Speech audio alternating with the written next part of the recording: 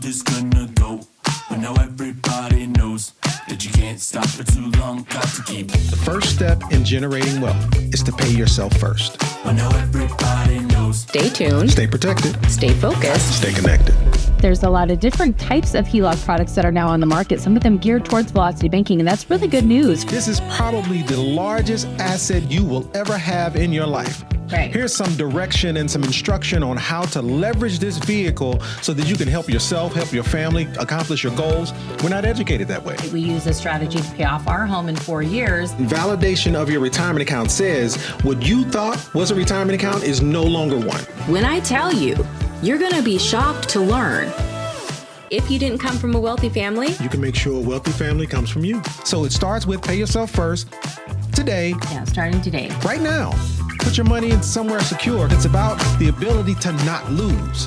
I will take base hits all day long versus winning and losing. Somewhere secure, compound your money, and then you leverage OPM, other people's money, to exponentially grow it. That's how you generate wealth. So whether you're joining us to crush debt or build wealth, time is the most valuable asset. and we're so grateful that you're spending your time here with us. Got to keep going.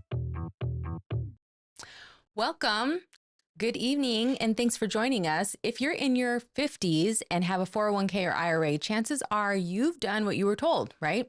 You contribute or contributed consistently, you let it grow, and you were told to leave it be. But now you're closer to retirement, and now it's not just about how much you saved, it's about whether or not the money is in the right place to carry you through the next 30 years or at least 30 years post-retirement, right? Yeah. In this live stream, we're going to show you how to spot the silent risk hiding inside of your retirement account, why they're and why they're easy to miss. Understand the difference between qualified and protected money, and walk through a client example showing while there are many ways to 10, we say that all the time, some of them result without penalties, without starting over, and without guessing. So this isn't about abandoning your 401k. It's about knowing where that money is parked and how to protect it before the market decides for you. Yeah, this is going to be a good one. Make sure you go grab the popcorn because it's going to be a little bit long as well. We're going to walk through a lot of different areas to kind of break down, just help you understand the vehicle it's not about the vehicle. It's about where it's located. Yeah, and this is the beginning of a new series we're calling Set It and Protect It. We're covering different strategies that combine opportunities to grow your accounts with the art of not losing what you've earned. That part's important. Yeah, so, that whole set it and forget it is, I think, is what we've been conditioned to believe to be true, right? Hey, I want to be able to put this money someplace and it just do its thing. It just magically work for me. And I think that's a misnomer. I think, and so when we finally work our way through this full series, I think you'll have a better idea as to, it's less about setting it and forgetting it. I'm about setting it and protecting it. Yeah.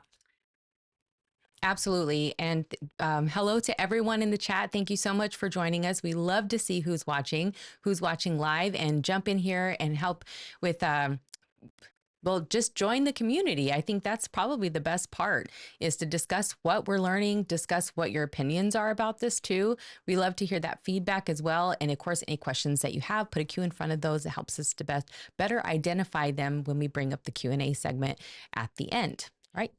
You ready to get started? Yeah, and from what I can tell so far, there's also a lot of new names in the chat. So I'm Yeah. excited to see where you're from and who all's participating. Yeah, but of course I'm ready to get started. That's right. All right. All right. Here he goes. He has to beat the transition over. Good luck to me. Yeah. Good luck. All right. Let's get into it. 1, 2, 3. The goal should be, where can I achieve exponential growth? Exponential growth. Let's just get into it. Let's just get into it. Right. And you mind pulling up the vibe board for me? Oh, There we go. there we go. So 401k mistakes you can't afford to make in your 50s. I have this conversation a lot. But let's kind of set the stage here a little bit. Let's say your retirement account is a car, right? And your objective is to park that car for the next 20 years, meaning, hey, I've got the vehicle. I'm gonna put it away for a later use for the next 20 years. Now, when you come back to access that vehicle, the fact that the tires might be a little bit flat, okay, not unusual. The fact that the battery might be dead, not unusual.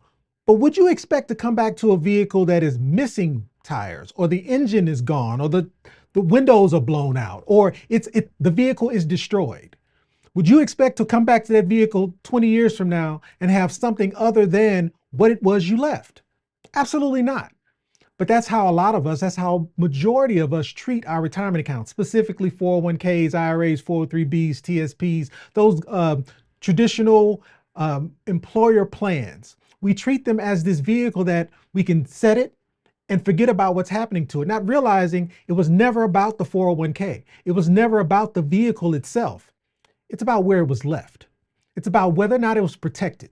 Was it under a tarp? Was it under a carport? Was it in a garage? Where was it?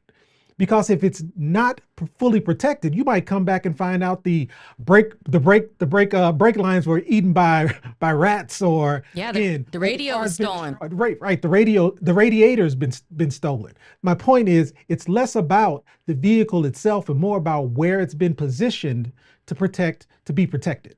And so what we're going to walk through today is how to make sure your retirement dollars are put in the right position so they can not just work for you, but also be protected from loss.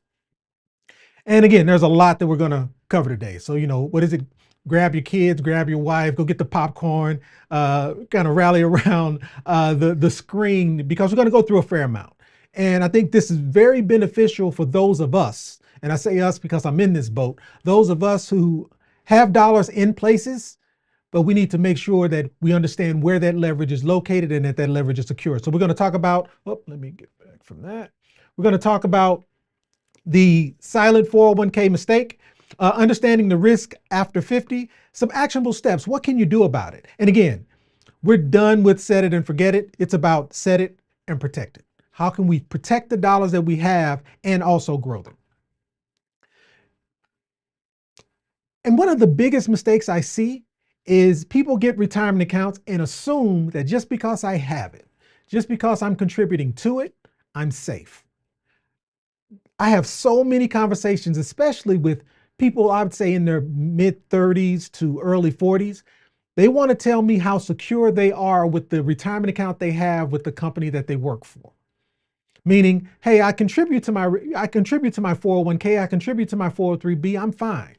I'm protected, I'll be enough, assuming that your contribution into that retirement account is enough, when it's not. And again, it's not about the retirement account. There's so many finfluencers out there talking about how traditional retirement accounts are bad. It's not the retirement account itself. It's where the retirement account is located. It's what the retirement account is invested in. 401k specifically are actually trusts. Trusts are one of the most secure vehicles you could possibly have. But if that vehicle is subject to storms, subject to not being protected, what are you actually kind of leaving that 401k in a position to be? And so most people in their 50s don't realize this until it's too late. So our objective for today is to kind of break down some of these details and hopefully put you in a better position to be able to take action. And as I keep stating, we are done with set it and forget it. That old adage of set it and forget it, no more. What we're talking about is set it and protect it. Meaning, if you put your vehicle in the right place, you should be walking back 20 years later to something a bit more viable, hopefully something more than what you left, but at a minimum, you should not be at a loss. You should not be putting this vehicle in a position to be somewhat damaged or destroyed or be minimalized to less than what you walked in with, is my point. So 67% of 55-year-olds fear they will outlive their retirement account. Why is that? And as it relates to 59% of 65-year-olds, this is the reason why we're seeing so many 70-year-olds driving Uber, 70-year-olds delivering pizzas. It's because it's happening. It's a real thing. Why is that? And when I think about this subject in general, I think about that lady delivering pizzas who fell on those steps, that video that went viral. She thought, I think, if I'm not mistaken, she worked in a cafeteria. She worked there for 40 years and felt as though she did the right thing. She was contributing to her retirement account. She was putting the money where it belongs. But when she hit retirement age, she quickly found out she did not have enough to remain retired. Why is that? Is it the 401k's fault? Is it the 403b's fault? Is it the TSP's fault? It's not. It's where these vehicles were positioned, how these vehicles were positioned, where they were placed. Yes, ma'am. I really like the differences of the vehicle analogy, because it's not just that you're leaving a vehicle, you're actually not parking a vehicle in the garage or on a lot. You're making payments toward the vehicle that you will be able to drive once you get to the moment when you're now going to need that to carry you through to your destination, right? That's really what we're talking about here. Right. Is You that put it in a position to work for you when you need it to work for you. That's right. And so you're making payments, you're putting all this money towards this vehicle, right? That is going to carry you through. And when you get there, if you find out, I wish you could pull this up. Matter of fact, I'm just going to switch it back to you. Pull it back up and I'll just talk over. Go for it. Okay. If you find out that you had been making payments for this on the left, right? And when you were handed the keys and you went out to the lot, that is what you actually got. That is a problem, right? Because you would not have been okay. You would have not have made those same amount of payments for that. But this is what's happening to people when they realize, well, economic conditions are different, right? Well, whatever conditions have changed is the reason why none of it matters anymore. It doesn't matter how much money you put in. It doesn't matter how much security you thought that you had. And it's changing at a rapid pace. That is why it is so important to have these conversations, not just for yourself, right? But for those around you, because there are an insane amount of people right now who not only have to fit their parents themselves, right? But they're still having to fit their parents and carry them with these vehicles. They're still having to figure out how to also support their children, because their children it's later to launch. This is a problem. And the point of this is just that it's not that you are actually parking a vehicle. You are making payments toward the vehicle that will carry you, but you don't ever get to know what you're going to end up with. Until it's too late. That's right. Yeah, that part. And so we're talking about qualified retirement accounts and the fact that those qualified retirement accounts that you have, it's less about the vehicle itself and more about where it's positioned, where it's been positioned to be able to work for you. So what do I mean by qualified accounts? Oh, sure I got that. Oh, it's not there.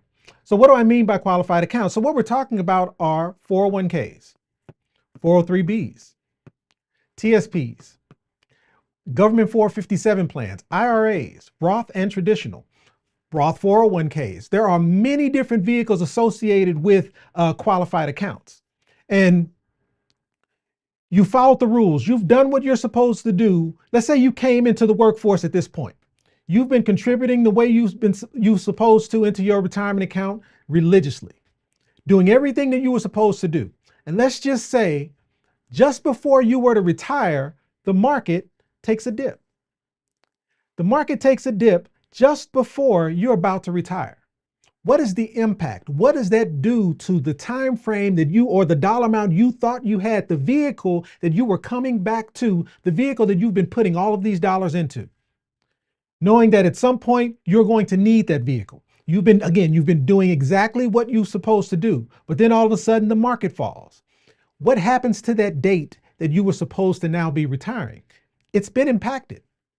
But what is the message you receive? Your money's been placed in this position and you've been following the rules the way it was supposed to. And again, 90% of your portfolio, and this is a traditional perspective for most of us who have money in the market, 90% of your portfolio is tied up in the market. And again, what happens if that crash occurs? And that's why qualified accounts don't necessarily mean protection, meaning it may be a 401k, it may be an IRA, but that doesn't mean it's protected. It just means that it has it's a tax advantage account. Qualified just simply means tax advantage. Qualified just simply means you have the ability to put tax deferred dollars into it, not be taxed on it today, in order to build a nest egg that you can then, once you reach that point of retirement age, to be able to draw from, or pay taxes on that dollar amount, pay taxes on that seed today, and whatever grows from it is growing tax free. It just means tax advantage is all qualified means. But ultimately, if your money is tied or linked to a vehicle such as this, what's happening is that wealth that you think you're generating is impacted by risk, meaning this performance is directly tied to the amount of risk you've placed those dollars in. And so the objective is, how do we transition out of the equation of risk and focus on making sure our dollars are sitting somewhere secure? Where is that place located so that I can remove the risk from the growth on the dollars that I have and place them in a much more secure position? And ultimately, that's related to the risk return pyramid, meaning where your dollars exist, where those qualified dollars exist, are important. Are they in a vehicle close to the base that focus on security? Or are they in the center here where your dollars are focused on growth, but they're not necessarily secure, which means they're impacted by market risk? Or is it about leverage? In most cases, most of us with an IRA, 401k, 403b, TSP, government 457 plan, our dollars are sitting here. They're in mutual funds, stocks, securities, mutual funds, and high-grade stocks in most cases, which means they are subject to risk. So then again, the objective is to transition those dollars from that risk and put them in a position of security. And the truth about IRAs and 401ks is people think qualified account qualified means security, and it doesn't.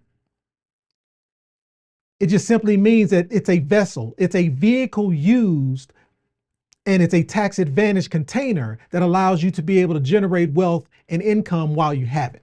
So the truth is, qualified has nothing to do with security, it has everything to do with tax advantage and default danger. Most accounts default into mutual funds and stocks and bonds, mainly target date funds with significant market exposure.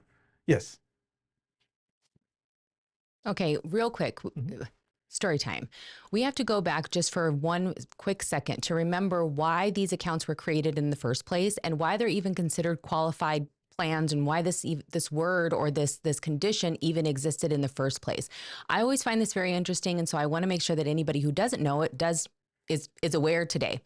We just for a moment, we go back to the 1930s, which we understand was like we're battling some serious stuff in terms of the economy. We have to have something that brings people in, gives them some assurance, and holds them, retains them as employees, so that we can like build this big booming industrial revolution, right? That's coming. All these promises that were made, like, hey, we're going to be making all of this money. This is going to be amazing for you too and your family, because you're going to have this thing called a pension, and we're going to take care of you. You're going to be completely taken care of. By the 1970s, they had already learned that all these companies were making these huge promises, and these funds were mismanaged, completely mismanaged. They were getting the tax advantages, right? They were getting all of the perks, but the people were not getting what they were told they would get. They had worked 40 years, right? They put their time in 40, 60 years, put their time in, and they were not getting these benefits. And so they said, hey, you guys want to do this? Then the companies were like, yes, please let them do this. Let them take all the risk. Well, they like to say in the history, they like to note it down, that it was mismanaged. But if they weren't able to do this at a large scale with all of the cheat codes, right? They had access to all the cheat codes.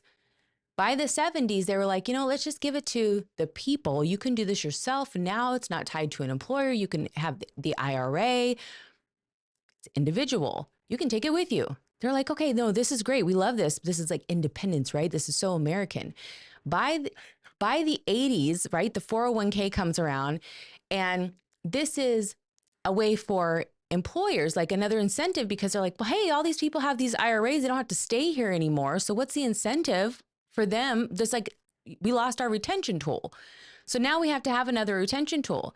In addition, because now we have the retention side of things, they're like, well, we can't have a retention tool with $6,000 to $7,000 or whatever it was at the time. Yeah, $3,000 to $4,000. Like, this isn't keeping anybody here. So we need to have something that's a little bit better. In addition, they realized that the $3,000 to $4,000 that they were saying that people could put away in with an IRA, right? This maximum contribution, it wasn't going to be producing that much taxes in the future, right? Because it's a small amount of money, and so small amount of taxes later on. What if we let them put more money in? Then, based on inflation, they're going to have to pay more taxes later. And they're like, this is a great idea. I love this. And also, companies get more tax breaks because they're also able to, quote unquote, contribute more. If it's vested, most people don't even get to keep that. So then we're back in the 1930s, right? Where people are getting promises and they're not even getting that money anyway. But the companies are getting all the benefit. And so this is how it's qualified for the tax deduction. It has nothing to do with being qualified for making sure that you'll have enough for retirement. Absolutely not. Qualifying for, to do with security. Right. Qualifying for making sure that you can retire. That's a problem. Significant problem. Yeah. Do we need to hold hands right now? Because for some people, I think they have maybe a different idea because these words have just been thrown around for so long. People talk about these types of accounts. They don't talk about why they exist, right? We do here. If you want to see our Wizard of Oz series, all the characters line up so lovely with how retirement accounts have been rolled out. And so we did that for you. But I just wanted to just drop that in here because when you're talking about what is a qualified account, that this is just a wrapper, we also have to talk about what they wrapped it in and what's actually inside, packed inside, which are the benefits that really had nothing to do with you. That's it. It was never designed for you. Yep. Carry on. Thank you. And so if you're 57, 56, 55, if you're in your 50s and you have the majority of your qualified dollars wrapped up in the market, wrapped up in traditional investments like anything associated with the stock market, what you have is not a secure vehicle. What you're doing is you're gambling with your future. It's a hope and a prayer as to whether or not the market will or won't sustain itself in time for you to be able to retire. And I go back to, what if on your birthday or just before your birthday, the market takes a dip? How does that impact what you expected to be your 59 and a half or your 63rd birthday and you're about to relieve yourself of this job so that you can head off into the sunset and into retirement, only to learn my time frame has now been pushed a few years because the dollar amount that I expected to be able to retire with no longer exists. And so the risk that most people miss, especially around my age, is the true impact of a market downturn. Because we've been told for so long, hey, the market's down, don't worry, keep buying. The market's on sale. Hey, it's cheap, keep putting your money towards it, not really breaking down the impact of what happens during a true market downturn. So just wanted to highlight the impact of a market downturn. And in most cases, when the market is performing poorly, your response from your financial advisor is simply, hey, that's the reason we diversify. We put a little bit over here and a little bit over here and a little bit over here, such that if the market does take a turn, all of your portfolio isn't impacted. But the moral of the story is it's all in the market. So how much control does your financial advisor have? Very little. These finfluencers out here who swear that traditional retirement planning isn't the move. But what do they say? Hey, the market's on sale. You'll recover. You're young. Don't worry about it. Continue placing dollars towards this vehicle that at some point will recover. And when it recovers, you'll be just fine. But no one ever breaks down the true impact of the word recovery because it's a time impact.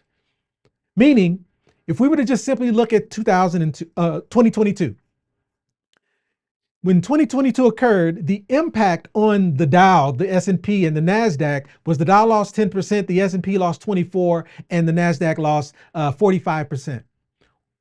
What is the true impact of recovery? Meaning, how much time does it take just to get back to even? If your money was tied into the market during that period and you lost 24% in your portfolio, that equates to about 41 months of recovery time.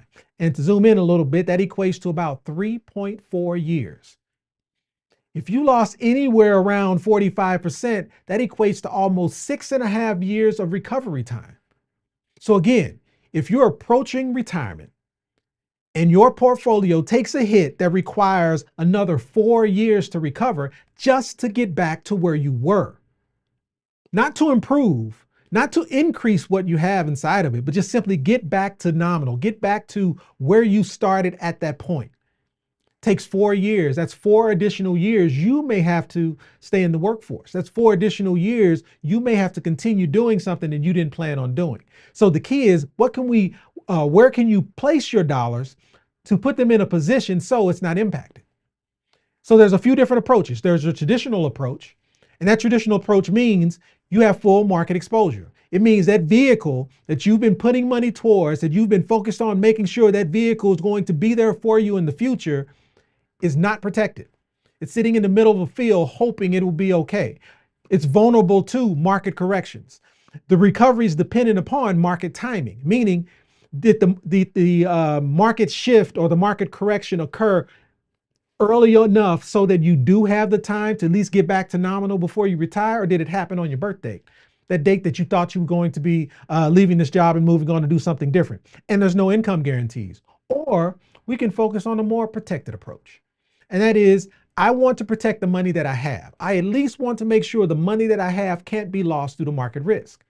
And with the potential for growth, and if there are downturns in the market, there's no negative impact on the money that I've contributed into this product. And income guarantees being optional. Maybe I don't need income immediately. Maybe I can focus my attention on growth, but I want the option of being able to take income if I want it. And what is it worth to you? This is something that we talk about often on this channel. We all only have a certain number of compound cycles. And so if we are here, that means we have a good solid 3 compound cycles left, unless you plan on working beyond age 70, which, sad to say, I think a lot of us are being forced in a position where we have to acknowledge that 70 and beyond is actually a thing as it relates to when we work. So when we focus on what is the impact to you, it's time. Time is working against you. Time is not your friend in this process. So what that means is we need to make sure that we leverage the time that we have, putting our money in a position such that it can't be lost due to market risk. So again, if you're sitting around with X amount of dollars in a previous employer plan, 200 plus, whatever that dollar amount might be in some retirement account, which many of us are, because we've either worked for a company that did quite well and now we no longer work for that company, so we left those dollars sitting in that retirement account hoping that it will continue to perform, not realizing the risk that we're placing those dollars in. So the question isn't, how much did I save? The question isn't, how much is in it? The question is, how much of those dollars are at risk? What is the true risk of those dollars sitting in that previous employer plan? What is the true risk of those dollars sitting in that Roth IRA or that traditional IRA? And when necessary or when needed, how much income can I count on? What happens if the market were to take a turn? If the market were to drop 30%, what is the true impact, not just on the dollars in it? What's the true impact on me? What does that mean I have to do to now account for that 30% loss? Because the impact on me means I may need to do something different to be able to make up for the income that's been lost. And can I afford it? At this stage in my life, and we talk about this, well, I talk about this all the time. Being 50 years old, here's what I don't have time for. I don't have time for loss, and neither do you. And that's regardless of your age. If you're 35 years of age, if someone is telling you you have time to recover, take that as a cue that maybe you need to identify a better place to position your dollars, because the last thing you want to be is in a position at age 50, realizing the adjustment that you should have made at 35 to get your money in a position to where it can be a bit more secure. Well, that was the biggest, saddest part about watching the Retirement Gamble documentary is this piece right here, because it was going over these families, these couples, these soon to be retirees, realizing that some of them had just retired. Some of them had no plans for any type of encore career or extra income, maybe like the Starbucks barista type of side income, Right. but I nothing. need health care. Just, I'm going to work a simple job just for the health care. Yeah, or for the side money, for the Vacation. fun money, yeah. But the idea that they had lost the equity in their homes, so they now have no leverage. They couldn't even sell their home and get anything out of it, right? They were like gridlocked into starting completely over and figuring it out as if they had no retirement at all, because there just wasn't anything in there.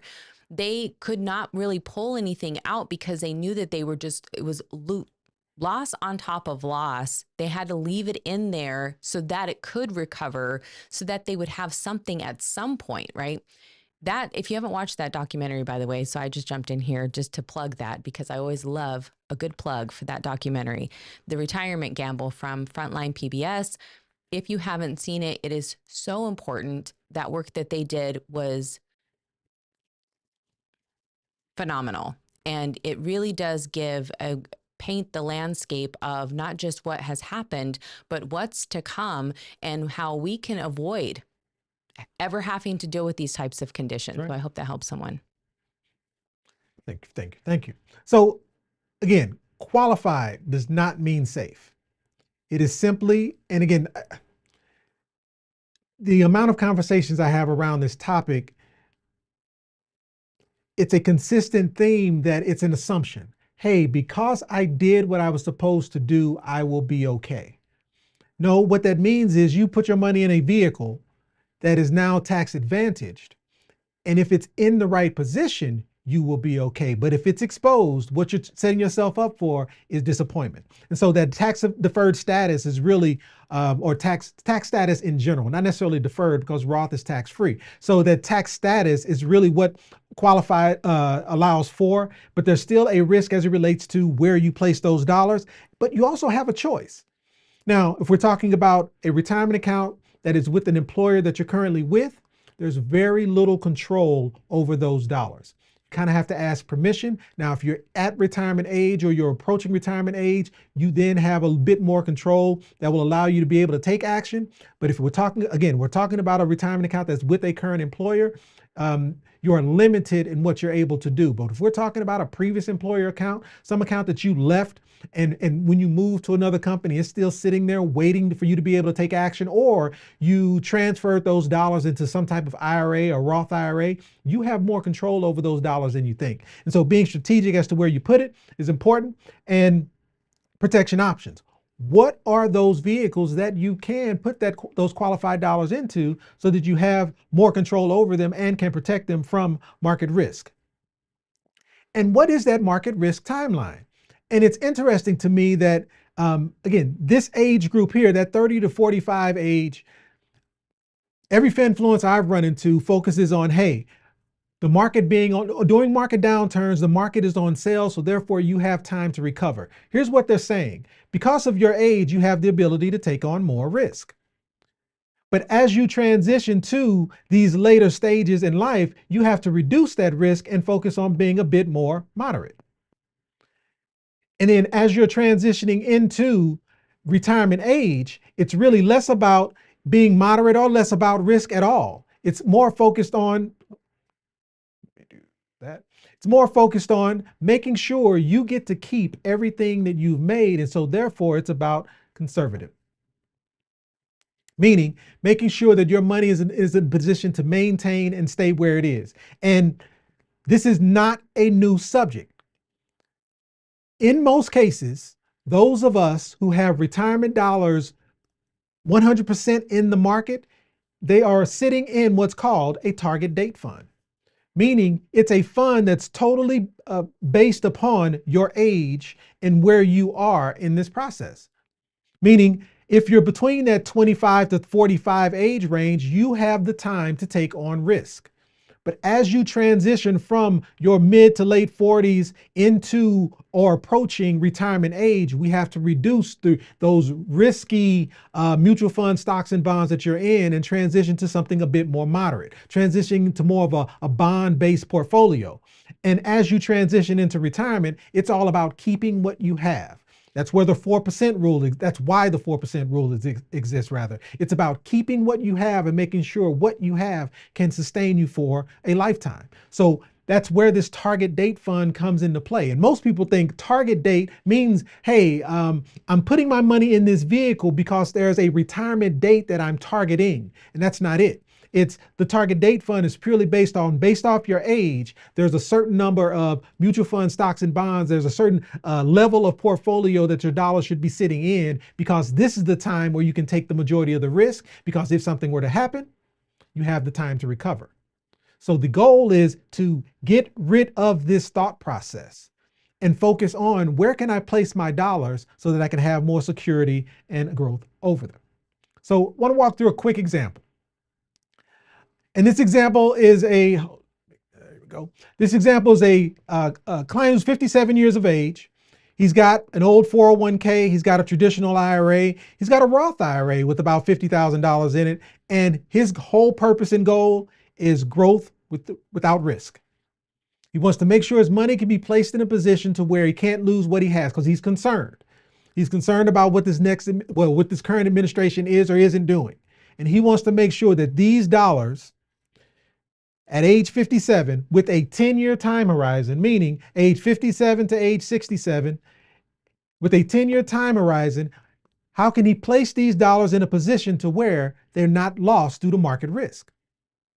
So we're going to step through what this looks like. And what is that vehicle that we would place those dollars in to be able to accomplish that goal? There we go. And so that old 401k, actually for the 401k and the IRA, because they are both traditional dollars, the old 401k of $122,000 and the traditional IRA, the issue is where they currently are is impacted by the market.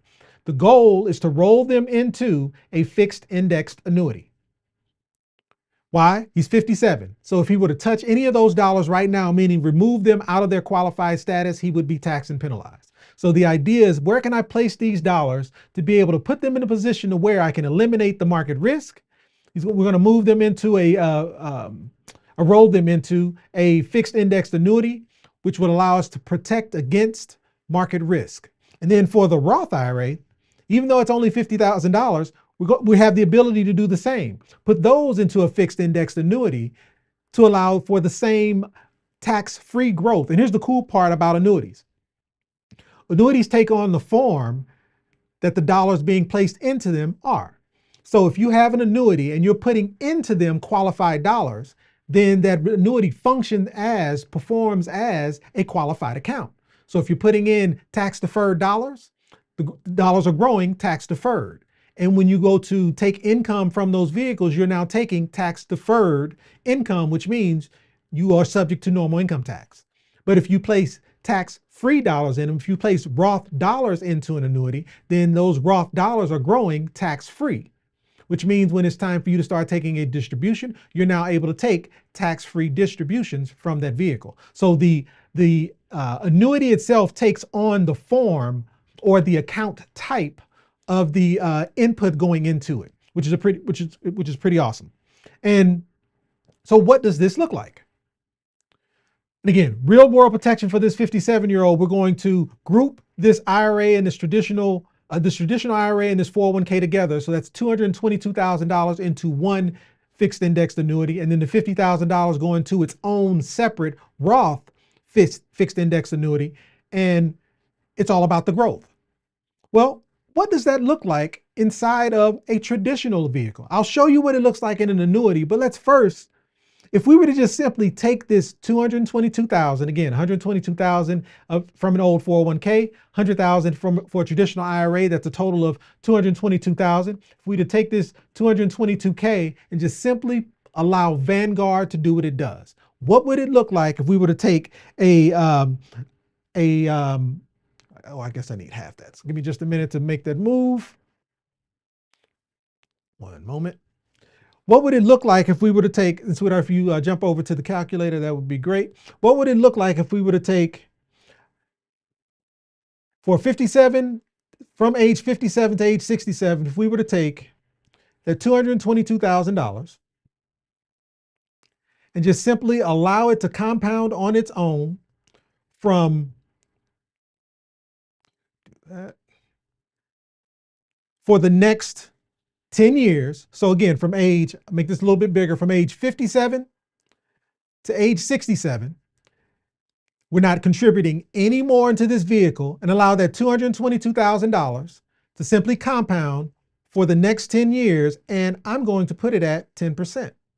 What would that look like? And again, this is not my calculator. This is the Vanguard. What does Vanguard say, or how does that dollar amount perform from Vanguard's perspective? We're talking about a total, grab that. We're talking about a total of $428,000, meaning that $222,000 at 10% return, which is very hard to achieve, by the way. So I'm giving a full benefit of the doubt. If we were to just leave that $222,000 in a market-based vehicle, leave it tied to the market, leave it in mutual funds, stocks, bonds, ETFs, whatever it is you choose. We're talking about, on average, somewhere around 428,000. So your 222,000 has become 428. Well, okay, what does that look like if we were to, so 428,000 for the traditional dollar amount. What about for the Roth dollar amount? Again, following the same thought process, taking that $50,000 and using the same, and I think I have to get rid of this in order for this to recalculate. Come on. There we go. And take that same $50,000 and again, assume that it's going to perform at the same 10%. Again, highly unlikely, but let's give it the full benefit of the doubt. So again, age 57 to age 67, putting away $50,000 at a 10% return, what does that look like? So it was 428,000 for the 222, and we're talking, let's call it 97,000, that $50,000 of Roth dollars transitioning to 97,000. So 428,000 in traditional plus an additional 97,000 in Roth. Those are the two dollar amounts coming from, again, leaving these dollars where they are in traditional planning. This is assuming decent market performance because we're talking about 10%, which is highly unlikely. So if you slide over to the other side. So as I mentioned, let's come here. It was 428 plus an additional 97K. And what is that? 525 is the total amount that you would be looking at from a leaving those dollars in a traditional position. What would this look like if you were to transition those same dollars into an annuity? And what I have here is a growth annuity. And I'll zoom in, but I just wanted to kind of highlight some areas. This is a growth annuity. This is an annuity that is solely focused on building the maximum amount of growth possible. There are hundreds, if not thousands, of annuities out there. So which one you choose depends upon what your goals are. What are the goals of this individual? 57 years of age, he has a time horizon of 10 years. He wants the maximum amount of growth during those 10 years. He's not concerned about income because he's 57. These are qualified dollars. If he were to take anything out of this qualified account prior to the age of 59, he would be taxed and penalized. So he understands he's putting this money in a position to grow. He's parking the car for the next 10 years and he's focused on growth. And the key is where you put it. So we're putting it in a vehicle that, zoom in a little bit here, this $222,000 is gaining a premium bonus of $28,860.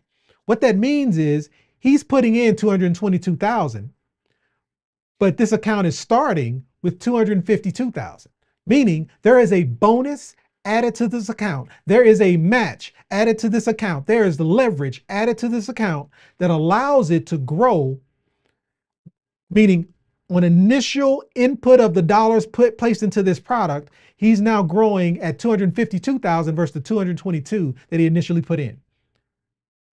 And so what happens in a vehicle like this over the next 10 years? And this performance is simply based on the previous 10 years performance. What I'm saying is this annuity is functioning as the age 57 to 67. How would it perform if we just use the previous 10 years of performance? How would this annuity perform in this case? And if that's the case, by age 67,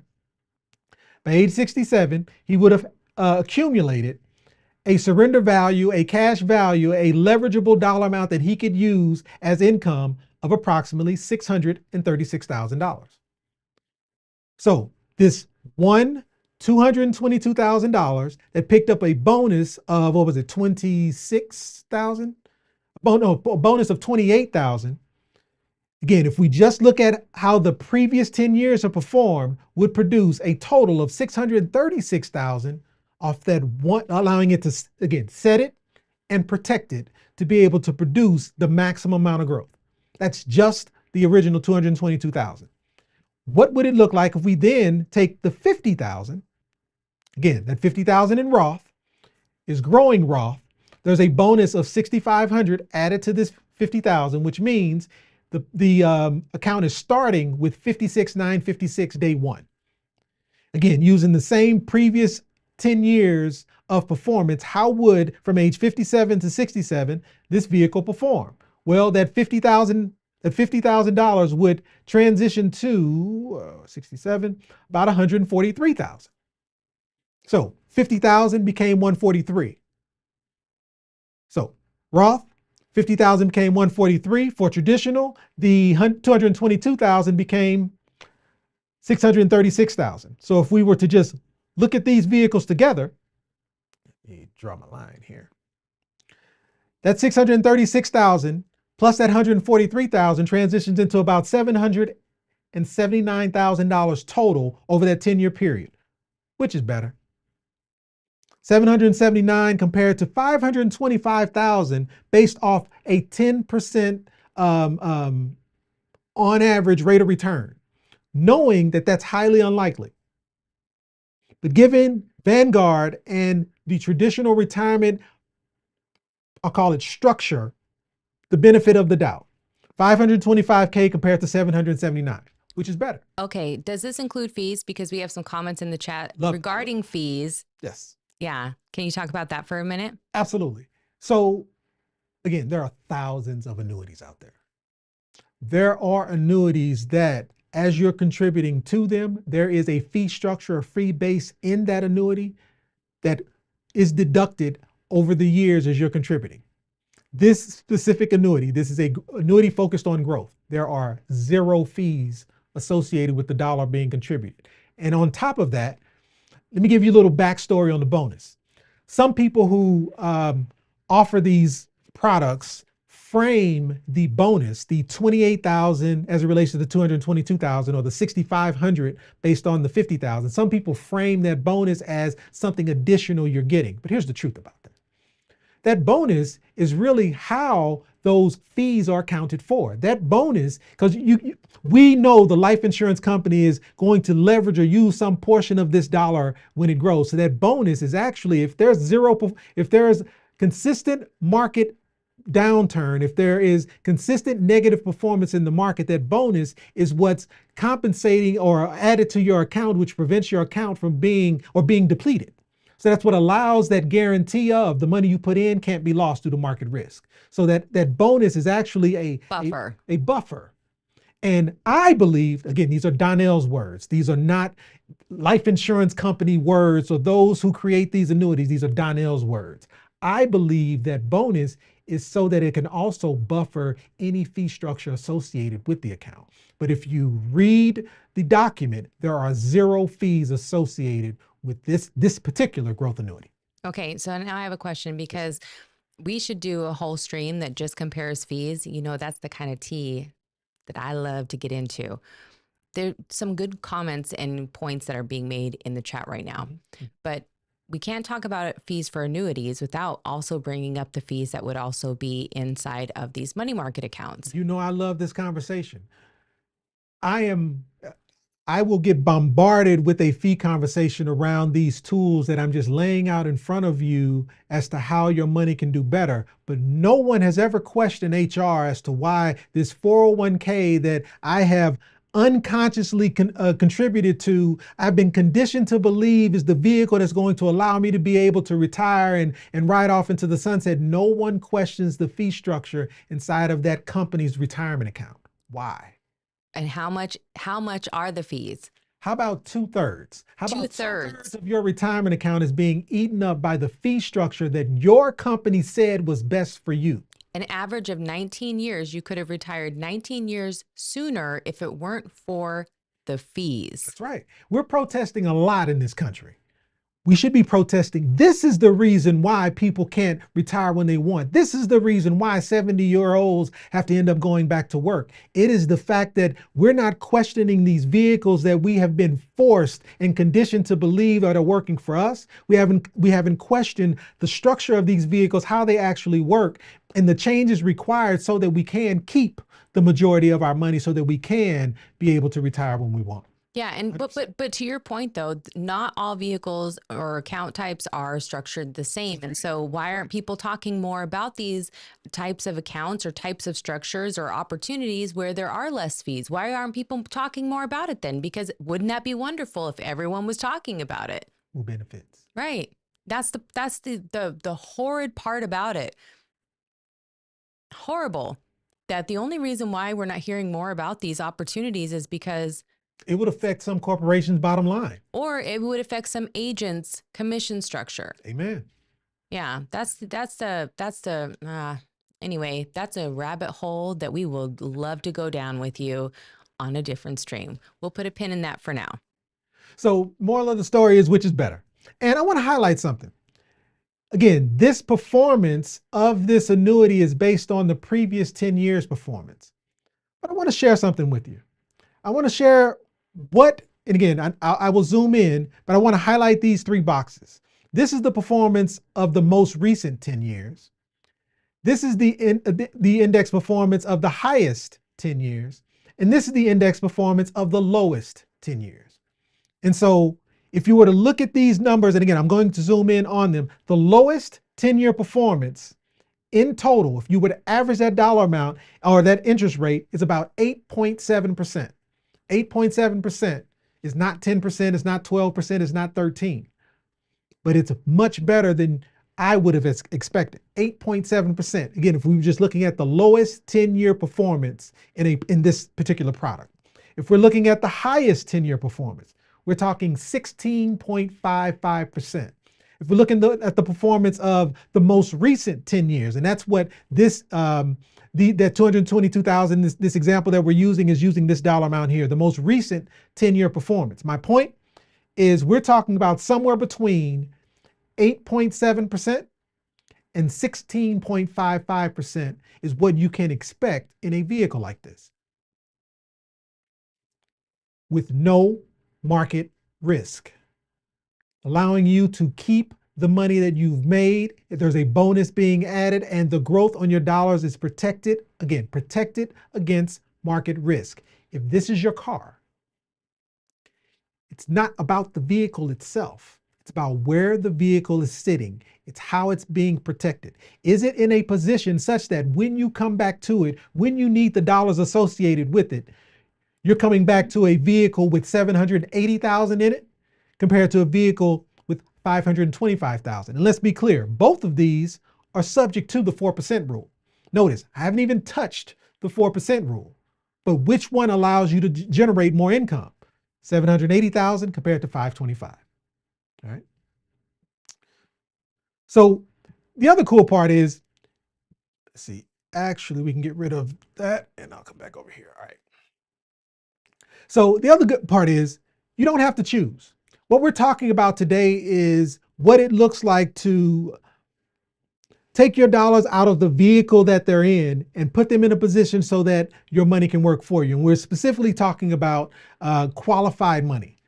You don't have to choose between growth or safety, meaning If I focus on growth, I have to have risk. If I focus on growth, I have to put my money in a position to where I may not have control over it, or I may be subject to market risk, or this president could say something silly and my account be two-thirds of it and now all of a sudden go. You do not have to choose between growth and safety. We can actually function in both spaces. So the real secret to retirement planning is, especially if you're in your 50s, is being able to choose or not having to choose between growth and safety, but focus on a vehicle that can actually allow you to have both at the same time. So by strategically repositioning where your money is currently located, you can have both the growth of what most qualified accounts offer, as well as the 0% floor that allows you to make sure you're not losing the money that you contributed in it, and it's able to grow the maximum amount possible if needed. Again, there are thousands of annuities out there. The question is, which one should you get? And that's where you need, if you're spending time focusing on what that vehicle looks like, it's about how it's structured, where you're getting it from, and what those details are. We'll dig into some of that as well throughout this segment that we're doing. Let's see, did I miss anything there? Nope. Well, just real quick, Yes, since before you navigate from the qualified money kind of segment here, are you saying that because we talk about there are many ways to 10 all the time, and so is this a mix based off of this person's risk tolerance, what their interest is, their time, or is this there are other options, but these, forget all the other options, even if you're currently invested? Because in the beginning, we did want to make it very clear that what we're not telling you to do is go pull your money out of the market to do this one particular thing. We don't believe in that. We believe in your profile is yours and it's unique to you. So I just want you to talk a little bit about that. Is it and, or is it or?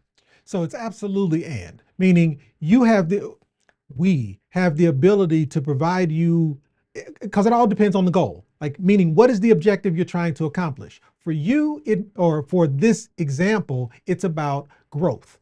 I want the maximum amount of growth possible. I'm 57. I don't need this money till I'm 67. So I want to focus on growth. But what if you're 65? I'm at retirement age, I still have this lump sum, and I want to make sure this lump sum lasts for the rest of my life, but I can't wait 10 years before I take income. I need income right now. So that means we're looking for a vehicle that can provide immediate income while also giving me the security and the autonomy to grow this dollar amount so they can produce a lifetime of income. And I think you bring up a great point. So if you don't mind, jump over to the Vibe board, and I just want to highlight a piece here, because I think this might help. What even is an annuity? An annuity is just simply a tax-deferred vehicle provided by life insurance companies. And what life insurance companies love about annuities is not only does it provide the guaranteed income, in some cases, security and growth, from a life insurance company's perspective, they get to lock in on the dollars that you've provided, and they have more control over making sure they're able to maximize its growth. And obviously they take a percentage of that and you get a percentage. But the bottom line is there's no volatility in whether or not you're contributing this month, whether or not the dollar amount will be there. There's this annuitization period. There's this period of time where this dollar amount is locked in. It can be 5 years. It could be 7 years. It could be 10 years. It could be 15 years. But the bottom line is there's this annuitization period. So there's a few different phases. Annuities typically have an accumulation phase. That's where you're contributing dollars into it. And that dollar amount is, in most cases, is a lump sum, and it's focused on growth. And that growth and accumulation value. And then that annuitization phase is that time period where the life insurance company is using those dollars to maximize its growth. And then after that annuitization phase, after you've gotten through that surrender period, it's about distribution. So ultimately, annuities function in 3 spaces. But there are thousands of annuities, but I would say you can group those thousands of annuities into 3 buckets. It's either focused on growth, it's focused on immediate income, or it's some, I'll call it, version of both. These are the ultimate buckets that we focus our attention on, or that I focus my attention on when you come to me and say, hey, this is the goal. Because depending upon your goal, I can fit an annuity for any spectrum of what that need might be. Again, you might be here, somewhere in between. I don't really need it, but I would love to have access to it if I needed it. What you're referencing is I want access to free withdrawals. During that annuitization phase, while this dollar amount is growing inside of this annuity, I want the option to be able to use some of the money in it to be able to buy a property, to be able to pay off my mortgage, to be able to take a trip. I just want the capability of accessing those dollars if I need it. We can create something like that. Or it's, again, I'm at retirement age. I need growth. I need this money to last for my lifetime, but I also need to take some form of a distribution early. So again, I don't care what the scenario is, 9 times out of 10, that scenario fits into one of these 3 categories. Does that help kind of better answer that?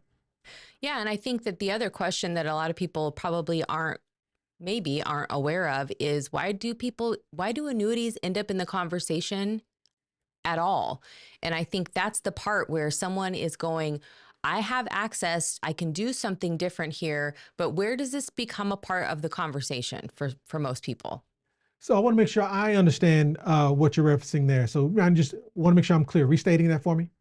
Yeah, where do annuities come into the conversation usually? Like at what stage, or what is the move that people are wanting to make where this suddenly becomes an option where it's not a part of normal conversations from the beginning? Like your HR department is not talking about annuities. You know, most financial advisors or financial retirement planning, they're not talking about these products. So where does this come into play normally for people? In most cases, it's those who have some sum and they're not sure what to do with it. They just know that the dollar amount sitting where it is today is not benefiting them, or in the long term may be negatively impacted. So for instance, this gentleman who's 57, he's been contributing to the 401k and the IRA and the Roth IRA for the last 20 plus years. Like he's been very diligent about contributing to these products. What he's realizing is with the volatility in the market, he is spending a whole lot of mental anguish around making sure these products are sitting in the right mutual fund, stock, and bond. And what he's realized, and his words was from watching this channel, what he's realized is he has very little control. All he's doing is playing a shell game. He's just robbing Peter to pay Paul, but ultimately, because the dollars are still sitting in the market, there's no security around making sure he can't lose what he has. And so what he's looking for, the conversation started with, set it and forget it. Right. Yeah. But the conversation quickly transitioned to, well, let's focus on set it and protect it. Because again, this is self-directed retirement accounts, right? The name of our business is self-directed. What does self-directed mean? Self-directed means control. Had he come to me and said, I want more control over my retirement dollars, we've got a solution for that too. And so if you're wanting more control over your retirement dollars, then that allows us to shift the conversation to how can we place these qualified dollars in a position to where you can go take action. But in this case, he doesn't want to be the one responsible. He wants to be able to put it in a place and then come back in 20 years or whatever that time horizon would be, come back and make sure that the money that he put in position is going to be there and be able to sustain his lifestyle. Yeah. For a lot of people, they get into, this is, instead of an encore career, like real estate investing and becoming a landlord becomes that encore career, right? And so you once they learn that you could use your qualified funds, you can roll those over into a self-directed account and you can invest in real estate that way. For some people, this is overwhelming. Oh, you know who's in the chat is James Lees. How you doing, James? Yeah, he's in the chat. So this is a perfect example because he teaches people how to do this, right? How to jump into the real estate market. He's been doing this for a really, really long time. And the idea for some people to add this as a part of like their plan, like, oh, I might quit work when I'm 72, 75, whatever the case is. I might want to retire early. And so this might be my in. Like I might have some opportunities here to do this. For other people, they go, this is not my thing. I do not want to have to do this just to be able to guarantee income. I also don't want to lose my money. So some people pull it out. They want to roll it over. When I say pull it out, I mean roll it over. roll it over into something where they have control. And that was another comment that we were talking about in there. It's like, at what point will you have control? Right. And does that mean that it has to be at retirement age? Doesn't. It does not. Right. So if you're looking for control, if you're looking for options, if you're looking for access, right? There could be a lot of different factors, but this is why it's not one size fits all. Right. And that's why we talk about that there are many ways to 10. This is almost like Legos, right? Building Legos, because you could have completely different pieces and the result looks completely different. It functions completely different. You could have an intention or a desire of how you want these pieces to function. How we assembled them would be different and just for you. So I appreciate so many people sharing their situations, because a lot of times we just don't know what we don't know, Right. and we don't know what's possible. So information alone is probably the most powerful tool, the most powerful vehicle that we can offer each other inside of our own communities, right? 100%. 100%. All right. Well, so we've got a couple of questions, but I know you've still got some more to go here. We're not done yet. But if there's Speaking of information, we're not done. Because I think we're in a good position to answer a few if you have them. But otherwise, I can continue. It's totally up to you. Okay. Yeah. No, I think that's great. Yeah. We'll just take a moment here. Yeah. Charles Essene. Charles E. I like Charles E. Oh, I was confident with that. Yeah, I was confident there. Thanks, Donnell, for sharing this with us. Please, what do we give up for the risk less? What do we give up if we're having less risk? Then what are we giving up? Will that affect the annual yield? Great question. So you know what? Slide over to the vibe board. What I love about that question is, and I'll have to zoom in here because this is kind of. But anyway, we'll get there. So when we talk about risk, especially risk tied to the market, what we're basically saying is, hey, I'm okay with my money doing this. And hopefully the goal is upward performance. The goal is to be able to generate enough growth so that I'm moving in a positive fashion. What I am referencing is not giving up that growth. It's having some more security around it, meaning instead of only focused on wins and losses, because in most cases, that's what I'll call it traditional retirement planning or investing looks like when using the investment equation. Is we're looking for home runs, meaning I'm swinging. Hopefully I hit that home run to be able to transition those dollars into something a little bit more than what I have. Our goal is to protect the money you have, participate in that growth, but in those moments of downturn, we hold. Meaning the 0% floor is so crucial in a risk-less process, because the idea is we're generating and building based off the growth, but in times of downturn, in time of market failures, we hold. And then when the market takes off again, we take off. And then when the market crashes, we hold. We hold at that point to where the market takes off again. And ultimately, what that does is it allows you to build uninterrupted, secure compound interest versus what wins and losses provide you. Wins and losses create linear growth, meaning if you average strong performance with lower performance, what you get is some type of straight line moving hopefully in an upward direction. But if you're able to eliminate the losses, what you're able to create and or generate is actually exponential growth. You're able to actually create performance that moves in an upward direction and without with the elimination of what loss looks like. So, and will that affect the yield? So it is true that consistent performance as it relates to indexed growth, or meaning focused on not losing, you're giving up some of that. Those percentage points are related to the maximum growth. And here's what I mean. If we were talking about risk-based performance of, let's say, the stock market with uncapped growth, what that means is if the market does 36%, we are able to participate in that 36% growth. But if we're looking for protection, meaning I want to be able to participate in the growth of the market, but I don't want that potential loss. Because if I'm participating in that 36% growth, I'm also going to participate in that negative 36% performance if the market crashes. So I may give up some of that 36% growth that I'm wanting for the security of not participating in any of the losses, which means I'm not participating in the full 36%. I may be participating in 10, maybe be participating in 12. So I'm giving up that additional 20+% for the fact that I cannot lose. I will not lose any of the growth inside of this account. So it is absolutely a trade-off. And that is ultimately for the risk-adverse individual. Okay, next one is Shad. Shad says, how do we move a 401k into a growth annuity? So, okay, it's actually way more simple than you think.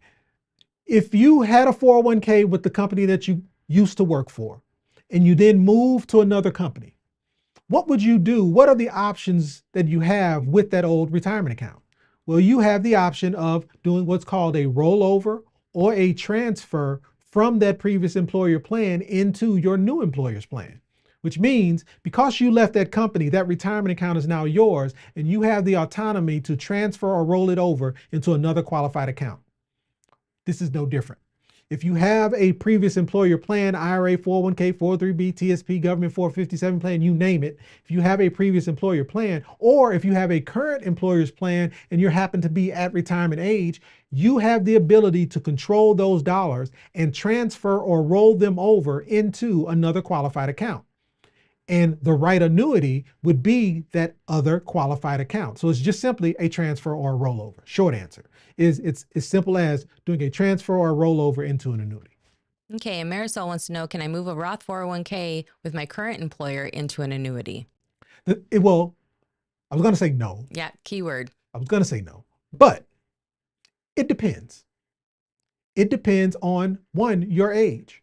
Maybe you are at retirement age, meaning you're above the age of 59 and a half, and you've got this Roth 401k with your current employer. Well, the truth is that retirement account with your current employer is actually yours because you're at retirement age. And as long as they don't have some stipulation that says otherwise, like a vesting period or something like that, you have the ability to take that retirement account and transfer, roll it over, move it into another one as simple as you would like. So current employer plans are different. Current employer plans aren't actually yours. Current employer plans are owned by the company that you work for. They're just allowing you to contribute to it, and they're also adding a match because they get a tax break for it. But the actual function of the account is owned by the company that you work for. It does not become yours until you leave the company, or you have to do what's called or ask for what's called an in-service transfer. Some call it an in-service withdrawal. But in most cases, it's just in service, meaning you have to ask your company's permission to be able to move those dollars if you would like. Okay, that's it for now. You Okay. can continue. Thank you. Say it again. No, I was saying thank you. Oh, okay. Awesome. No problem. So investors in their 50s, like me, majority of us, and this is the concerning part. Majority of the people that I talk to around this same age have 90 to 100% of their qualified dollars tied up in the market. Now, they may tell me it's diversified, meaning it's between mutual funds, stocks, ETFs, but it's still tied up in the same place. So what if both, and what if both the qualified dollars and your non-qualified dollars could be placed in a position to where you could actually get the maximum growth out of them and be protected? Meaning we've been talking heavily today about qualified dollars and how to put them in a position to where they can generate and build income for you. But the real growth opportunity is when we can merge not just qualified money, but how about non-qualified dollars the same? The true, I'll call it utopia, or the epitome of what investing or building and generating growth or wealth looks like, is when you can combine both qualified money and your non-qualified money and put them both in a position to where they can build and generate wealth without the impact of market risk. That's the true goal. And so what if set it and protect it was also applied to your non-qualified dollars? And so this is where that set it and protect it strategy truly kicks in. And so What do I mean? Ultimately, we're talking about, we're talking about protecting your qualified dollars, moving your IRA 401k dollars into some type of either fixed index annuity or other qualified vehicle that you have more control over and less market risk, and also optimizing non-qualified dollars. This specific example, this 47-year-old with this qualified money, one other aspect that he wanted to make sure was clear to me is he is still contributing $2,000 to $3,000 a month. And then this is $2,000 to $3,000 a month out of his traditional check, meaning his non-qualified dollars are still being contributed into these vehicles. So the question is, if we're moving his qualified money into a position to where it can generate wealth without market risk, what should he do with his non-qualified dollars? How do we place those in a position as well? And the moral of the story is there are secured vehicles for that also.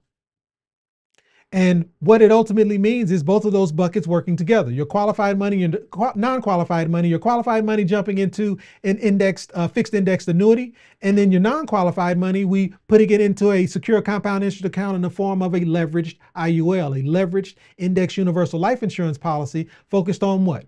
Focused on growth, legacy, tax advantage access, meaning the money you're contributing, the non-qualified dollars, in most cases, you've already paid taxes on. These non-qualified dollars are coming from a liquidated asset, savings, your income. And so because you've already paid taxes on those dollars, when you place them into a vehicle like a leveraged IUL, you're placing them in a tax advantage vehicle. That means the growth on those dollars are growing tax deferred. And as long as when you access those dollars, you access them in the form of leverage, you can also access them tax-free.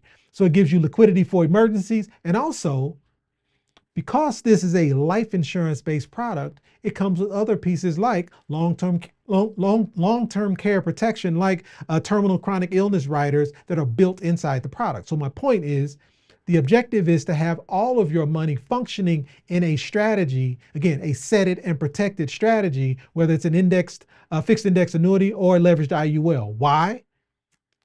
It's all about the goal of protecting and securing your dollars. You're paying yourself today. I'm sorry, you're paying yourself first. You're paying yourself first today, starting right now, in a vehicle that's secure, compounding that money, and then using someone else's leverage dollars to be able to exponentially grow it. So it's putting that money in a position to work for you. And so how do annuities function like this? How do annuities allow you to be able to achieve this goal? Well, it's about principal protection. It's about, again, putting your money in a position to where it cannot be lost. It's about parking that car in the right place so that when you're ready to come back to it, it is fully intact and also hopefully grown and into a vehicle that you can actually leverage and use to be able to live off. And then that growth being linked to the market, but not impacted by market loss. So it's about the 0% floor. And there are many different, I'll call it annuities out there that either have a 0% floor, maybe a negative 1.25% floor, meaning the floor isn't zero. There is some risk there, but it's minimal risk, which also allows you to participate in higher growth of the vehicle as well. Optional income riders, meaning, and this is that spectrum, there's growth, there's hybrid, and there's income. So depending on where you are in that spectrum, we can adjust and fit the annuity to you. And also it maintains its tax deferred status of the account that you've put in it. Meaning if you're putting in tax deferred dollars into an annuity, that tax deferred status remains. So when you take distribution, you're taking distributions from tax deferred dollars, which means you would owe ordinary income. If you're putting in Roth-based dollars, tax-free dollars going into the product, it takes on the shape of, the form of the dollars going in, and it maintains that tax-free status coming out. And as it relates to a leveraged IUL, which we talk about a lot on this channel, how do leveraged IULs work as it relates to non-qualified money? And again, what do I mean when I say non-qualified money? We're talking about savings, income, liquidated asset. It's the tax advantage growth, meaning the dollars you've put in, you've already paid taxes on. The growth inside those vehicles are growing tax deferred. And as long as you use them properly, there's no tax associated with any dollar amount you take from when it's time to receive income from it. And flexible access. This gives you a vehicle that is growing as a savings vehicle. you'll notice that when I talk about index universal life insurance policies, properly structured index universal life insurance policies, I don't reference them as investments. I reference them as savings vehicles. And it's because you're able to grow dollars inside of it and access those funds penalty-free, tax-free to be able to be used for what you want. So it's a savings vehicle versus an investment vehicle implies risk.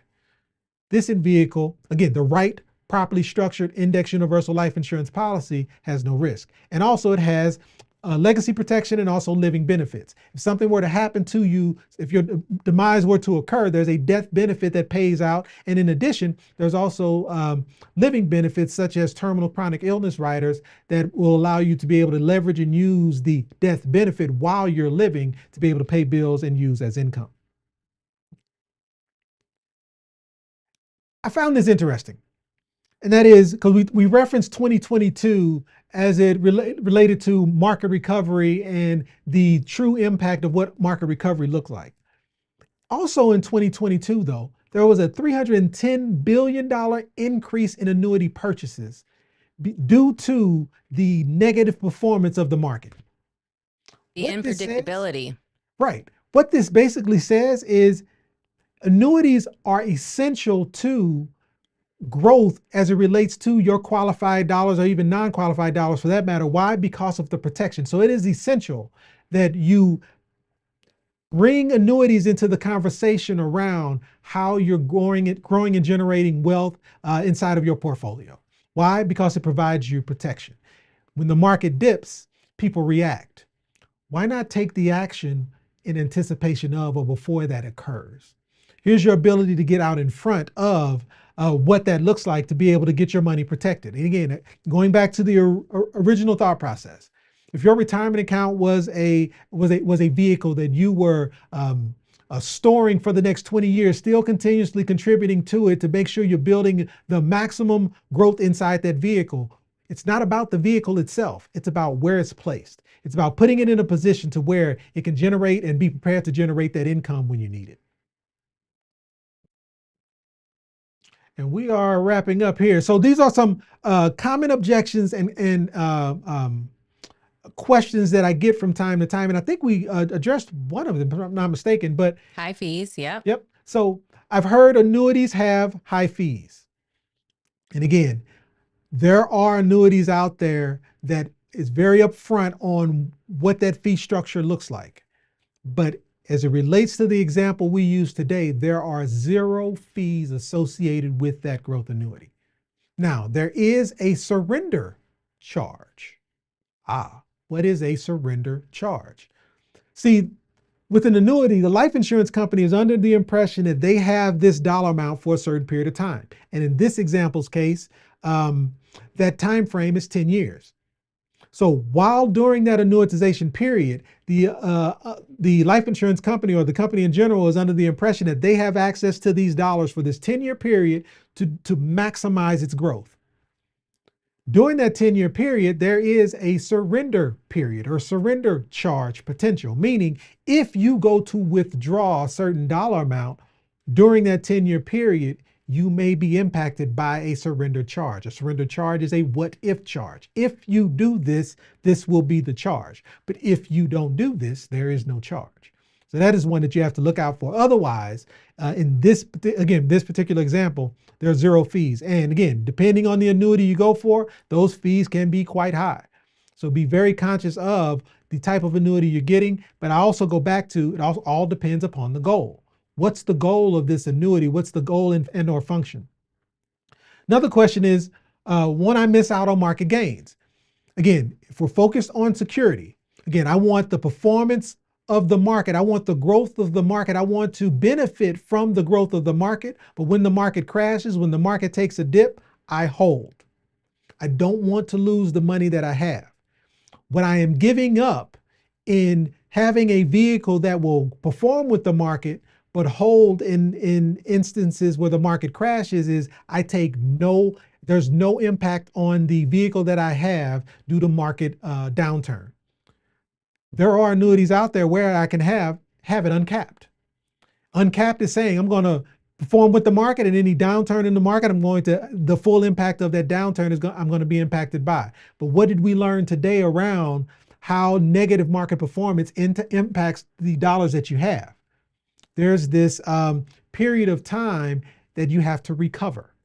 And that recovery time period depends upon the amount of loss that you take. It could be anywhere from 3.5 years to 7 to 10 years. So that we aren't impacted by that negative performance, we are capped on what that growth would be. So won't I miss out on some of the market gains? Yes, that is a fact. The true performance of the market won't be achieved in a fixed indexed annuity because you're capped at a certain point, but that also means you're not performing, you're not impacted by the negative performance as well. And this one is an interesting one for me. I thought I couldn't touch my 401k until retirement. This is another one of those misnomers that, again, it starts with it depends. But in most cases, if you're at retirement age working for a company that you have your retirement account with, whether it's a 401k, 403b, TSP, doesn't matter, you have access to those dollars because you are at retirement age. That retirement account is yours. You have the ability to do what's called an in-service transfer. If you are currently working for a company with this retirement account and you are not at retirement age, you don't own that retirement account and you have to ask for permission. So that's where asking for an in-service transfer comes into play. In most cases, most companies won't allow it. The places where I've seen different would be the military and privately owned companies. A lot of privately owned companies will allow their employees to do an in-service transfer, but you do have to request it. They're just not going to advertise it. Yeah, that was a question that James actually had, was what percentage do you see get an in-service accepted to move to you? Yeah, I'm going to say it's very few, very rare. Again, military, and usually if it's approved, it's because the dollar amount is so large that the company sees it as an opportunity to get a certain dollar amount off their books. So usually it's done for executives who have some type of, golden parachute or some type of large dollar amount that allows them to remove some of the liability from their overall portfolio. I've seen it, and again, I've seen it with private-owned companies because most private-owned companies get to make their own rules. But I'll say your standard corporations, 9 times out of 10, it is very difficult to do an in-service transfer. I think that's it, sweetheart. Oh no, got some stats, got some data. So who is this strategy best for? This says 50 plus, mainly because it's this range, 50 to age 60. It's this range of individuals who are gravely impacted by market downturns, meaning we don't have the time to recover. We have few compound cycles left. So this is the time for us to be able to protect those dollars. But I will say, for those of you 35, 40, maybe you have time to recover, but if you've got a lump sum out there that's sitting in the market not protected, your ability to be able to get those dollars protected would be important. And again, that retirement savings, I'd say $50,000, or I'd say, actually I've done a few $20,000 is the minimum a lot of insurance companies will take. So that minimum amount being somewhere around 20,000. But if you've got retirement savings sitting around $100 to $200,000 plus, this absolutely is a strategy that would be quite impactful for you. And it's all about that time horizon. What is that time horizon? What is that amount of time you need for this money to be able to compound? And do you need access to it? Do you need access during this 5 to 15-year period? And again, I've seen there are very few 3-year annuitization period annuities, but 5 is common, 10 is common, 15 is common, 20 years even common. But I'd say depending on what that time horizon is for you is who the strategy is best for, and then that risk tolerance. What's the goal? And in this example that we used today, the goal was security, but also he wanted to set it and not have to think about it. So we focused less on setting it and forgetting about it, but let's set it and put it in a position where your money can be protected and ultimately allowed to grow to the maximum amount. Last thing, if this fits, if what we've talked through today fits, checks a box for you, the best thing you can do is get on my calendar. Go to selfdirected.info/calendar. Spend some time with me to break down where the opportunities are, what the opportunity might be. Let's take a look at your full portfolio, what you have accessible to you, whether we're talking qualified dollars or even non-qualified dollars, and where's the opportunity to set it and protect it. Not forget about it. Let's put your money in a position to where your money can work for you. And ultimately, what you gain from me is, again, I'll share with you my perspective, my opinion, my approach as to how I would approach this. I can't tell you where you should put your money, but I can absolutely identify for you where the opportunities are that can best allow you to achieve the maximum amount of growth. And then ultimately, once we're working together, we're working together. It's you and I from this point forward. So if any of that interests you, the easiest thing to do is, again, sitting here right on the screen, go to selfdirected.info/calendar. Jump on my calendar and be happy to discuss. Okay, we thank you for that. We have we have new comments coming in, so let me get those up here. We have Charles, just had Charles up here. Please, what's the typical Charles E? Yes. I like Charles E. Charles E. Charles E. Charles E. Yeah, I wonder if he gets that. What's the typical cap for a risk-free portfolio? Is it 50 or 60% of the indexed annual performance? Is it possible to move the cap higher than the default? Thank you. So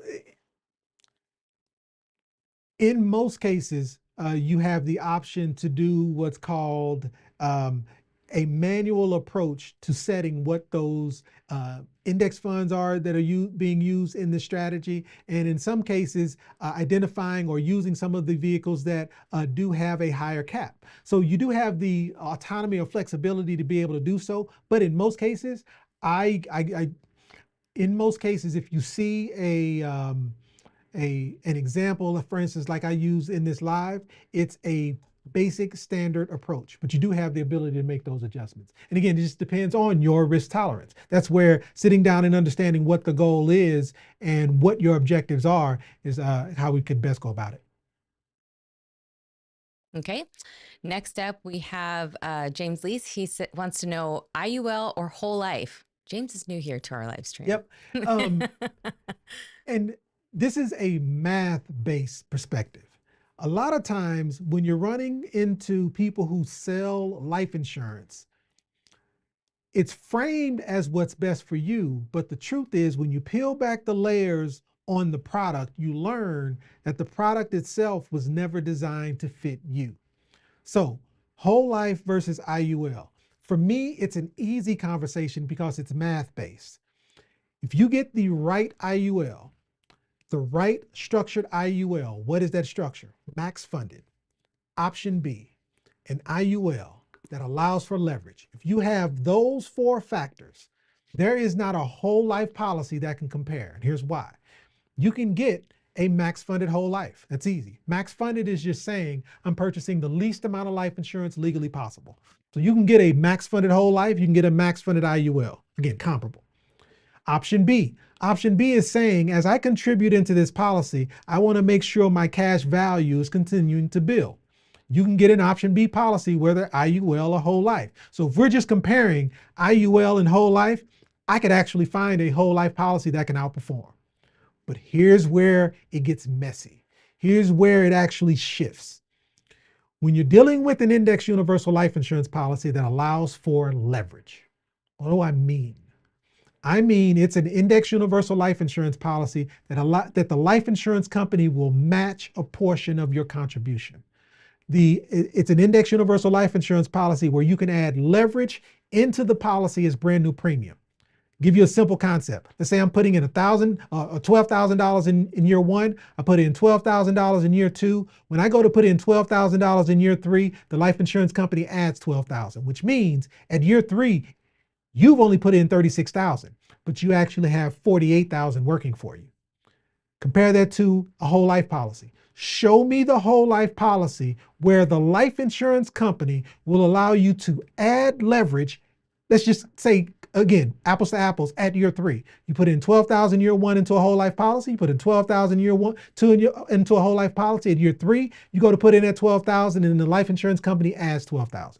Show me one. Well, there's a reason why that the majority of them don't, and that's a whole different rabbit hole. My point is, We got lots of questions. IUL versus whole life, it's a mathematical discussion, meaning mathematically, a properly designed IUL with leverage will outperform a whole life policy hands down every time.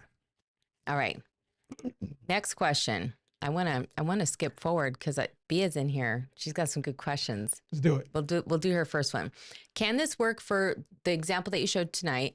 Can this work for low income people in their late 40s or early 50s who barely have savings in their retirement accounts? An example is maybe 20 to 35K max, no other savings. I do it all. Excuse me. I do it all the time. I've got fairly young clients who, because again, one of the things about this generation is no one is really staying at a job for 30 years. So the likelihood that you left an employer and you left an old retirement account at that employer is probably pretty high. And so the ability, even though you're 35, 40 years of age, you're fairly young, you've got 20 plus years before you can even access those dollars. But taking that $35,000 and putting it in a position to where it's secure, because you can't touch it anyway. So putting those dollars in a position to where they're secure, and maybe your risk tolerance is built as though you don't want full access to those dollars to be able to go do what you want. So your goal is not to be self-directed and have control and put those retirement dollars in a position to buy real estate, land, REIT subject to.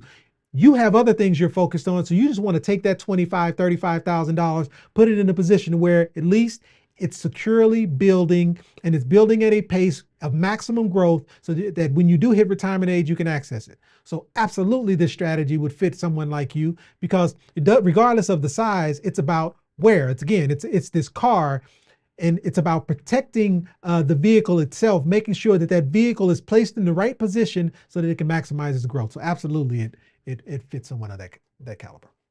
But I think I would have, I got questions. I've got lots of questions for this particular example. Mm-hmm. I just feel like there's maybe some variables that would change things. Like, do they even have life insurance, right? Is that a part of their equation currently?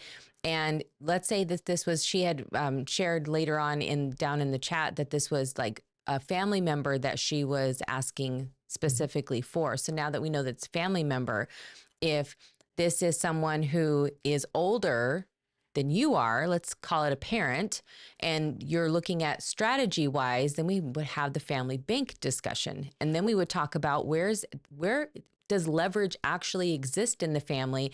And is it that you're looking for the maximum amount of structure and security? That may be a completely different plan or a different approach to this, right? Because now we're looking at where do we have leverage and how can we put that into action the quickest? How can we buy at the low, sell at the high? Like, how can we make the best decisions here that will fit our goal?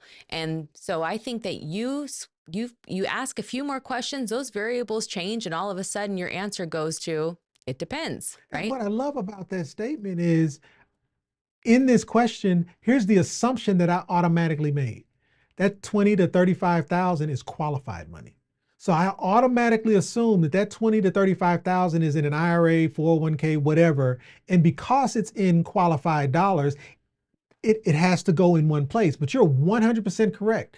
That 20 to 35,000 being in a non-qualified vehicle changes this discussion. So it absolutely depends on where it is, whose it is, how old, what's the time horizon, how long till you need it. Like, there's so many different variables there. So no, you're spot on. I'm going to switch to her other question now, because this is perfect. It was a perfect setup. Can we get a cheat sheet of qualified and non-qualified dollars? And it's actually really a lot easier than you think. Qualified is just saying, is it a retirement account? There are many types: IRA, 401k, 403b, TSP, government 457 plan, a SEP IRA, Roth IRA, Roth 401k. These are qualified as just saying there's some type of tax advantage. It's labeled by the IRS as being tax advantage.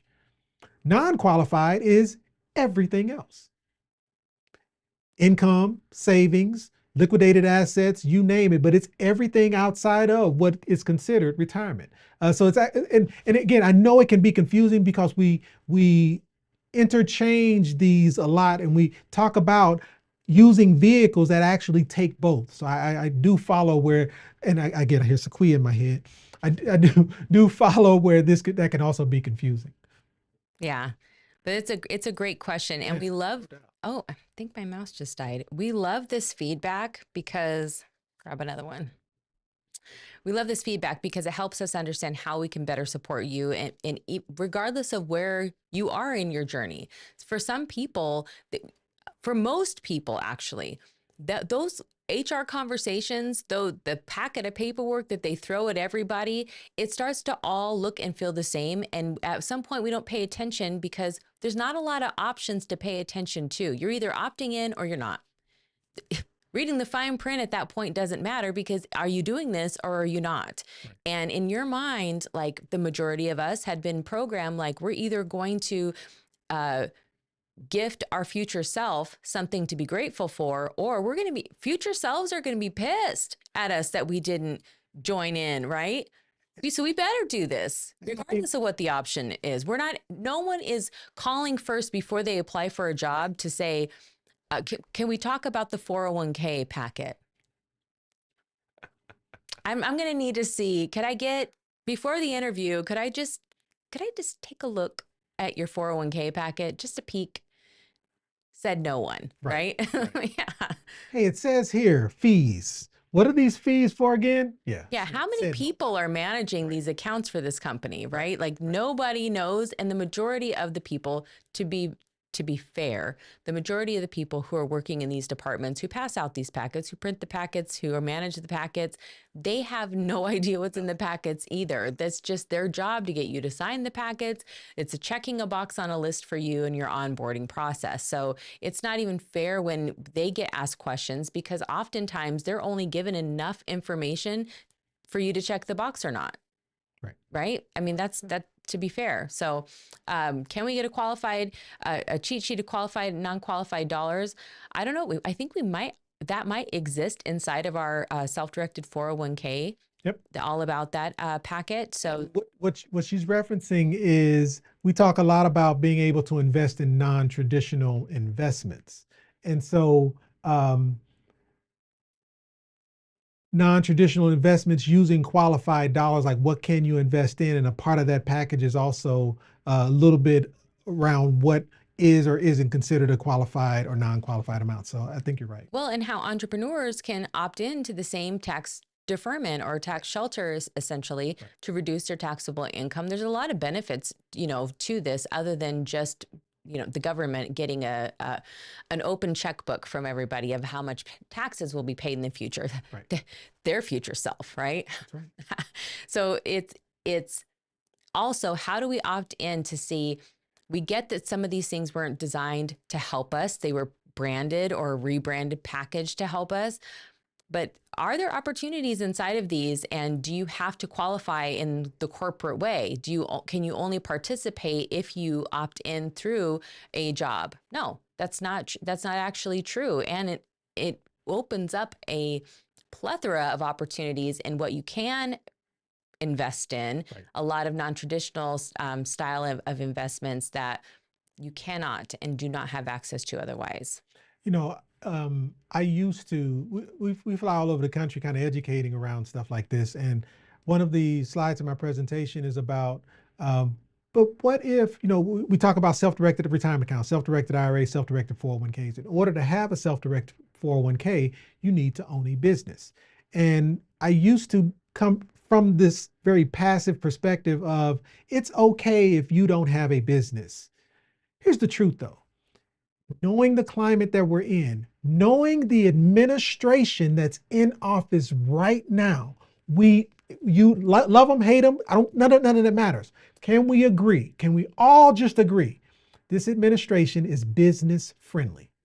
Can we just agree that this administration is looking to assist those who own businesses? It's one way to put it.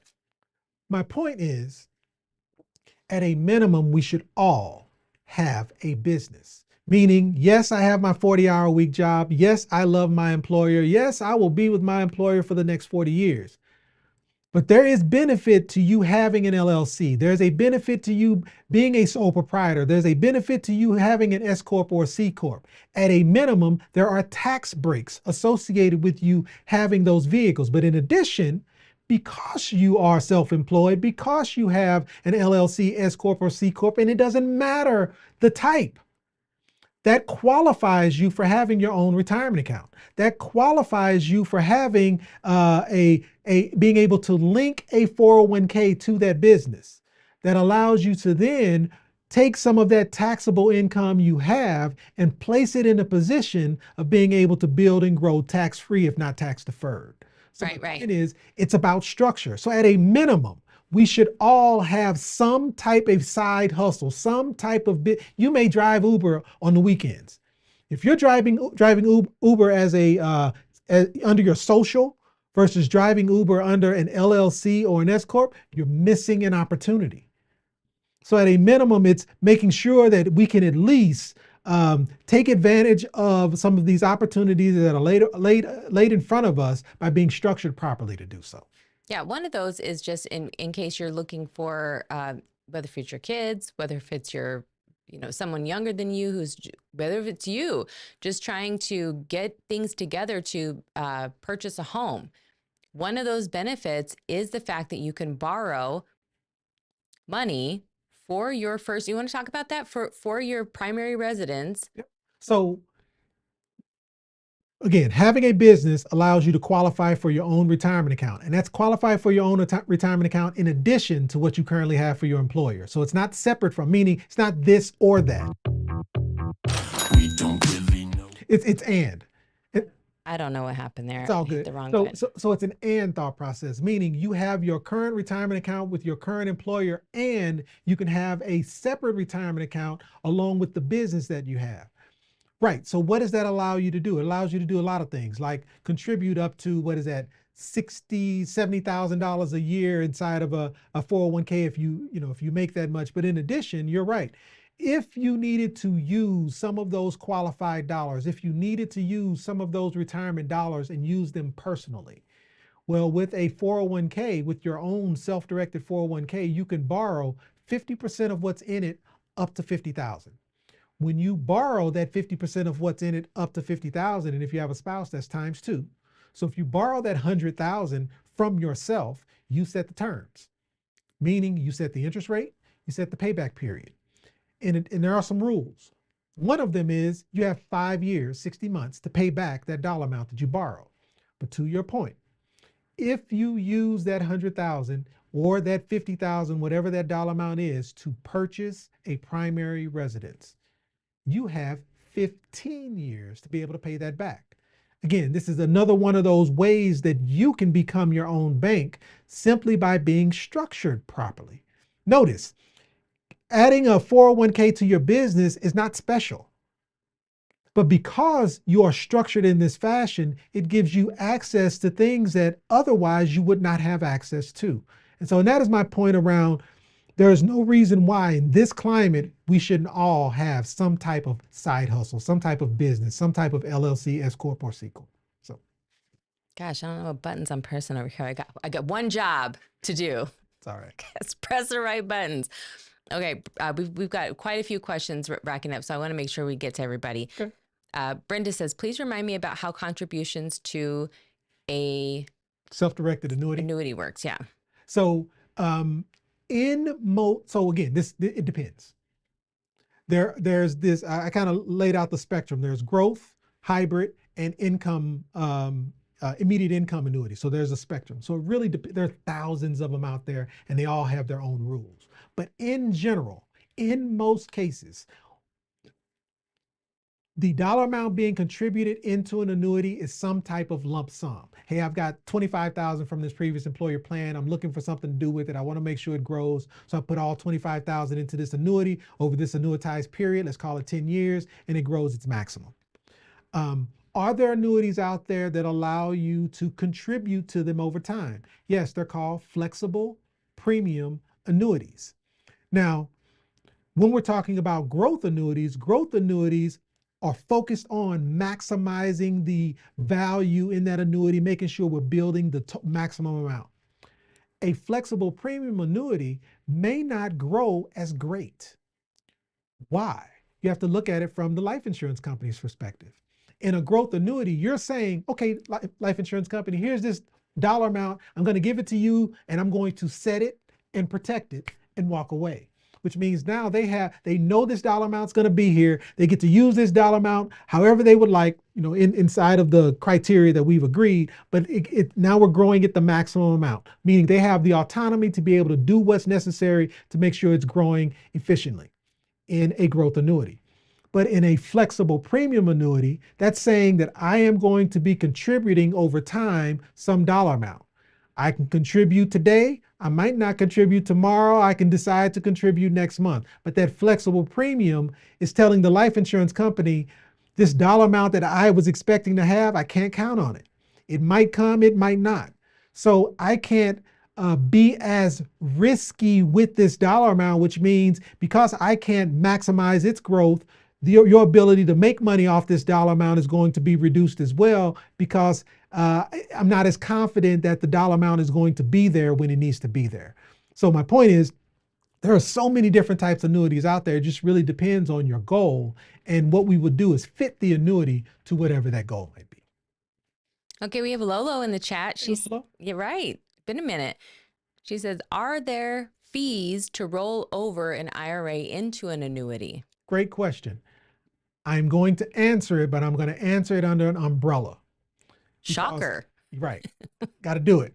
Whether it's an IRA, 401k, 403b, TSP, SEP IRA, it doesn't matter what the qualified account is. It does not matter. When I roll over or transfer that qualified account into an annuity, it doesn't matter the type of annuity. Because the annuity takes on the form of what's going in it, I'm going from a qualified account to a qualified account. Any qualified to qualified transfer or qualified to qualified qualified to qualified transfer or qualified to qualified rollover, there are no fees associated with that. That's a penalty-free, tax-free transfer. That's a penalty-free, tax-free rollover. So it's not just an IRA. It's any qualified account going into any qualified account. There are no fees associated with it. Okay. And then the next one here is Shad says, my company is planning on offering the employees a Roth 401k. Is this better than a traditional 401k? It depends. Short answer is my ability to build tax-free growth is always better than my ability to give the government an open checkbook to charge me whatever the tax rate is in the future. So anytime I have the ability to build Roth dollars, I want to take that opportunity to build Roth dollars. But that doesn't mean the vehicle that I'm building the Roth dollars in is the right vehicle. Meaning, my company is offering the employees a Roth 401k. My question is, what is the 401k invested in? I'm going to assume it's in target date funds, mutual funds, stocks, and bonds. We just kind of talked about the volatility of that vehicle. So again, it's not the 401k that's the problem. It's whether the 401k is protected. It's where the 401k is invested. It's what the 401k, what the investment vehicle is being used with that 401k. But if we're just talking, is Roth better than traditional? Yes. But is the 401k and where it's being invested the right vehicle? It depends. I really like this question from Antonio. Hey, Antonio, by the way, great to see you. Would an annuity be better than a SKIA? Both this and that? Love this. Yep. Give me just a minute. Did I get rid of it? I got rid of it. Oh, no, I didn't. Would you mind sliding over to the vibe board? I didn't cover this because I didn't think I would get the question. Boy, was I wrong. So thank you, Antonio. So I think I'm one of the few individuals who use the word SKIA. SKIA is a made-up term, by the way. But what does SKIA mean? SKIA means a secure compound interest account. It means that when I place my money into this SKIA, my money is secure and I'm building compound interest. There are many, I'll call it versions of a SKIA. A FIA, fixed index annuity, is a SKIA. An IUL, an indexed universal life insurance policy, is a SKIA, meaning if it's structured to produce secure compound interest, it's a SKIA. A high yield savings account is a SKIA. It doesn't mean it's a great SKIA, but it is a secure. My money is not subjected to market risk. That makes it secure. My money is making money. As I contribute to it, my money is making money on the money that my money has.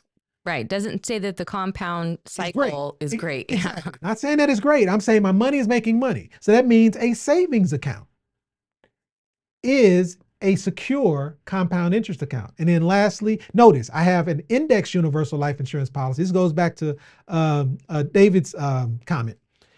Just because it's an index universal life insurance policy doesn't mean it's better than a whole life policy.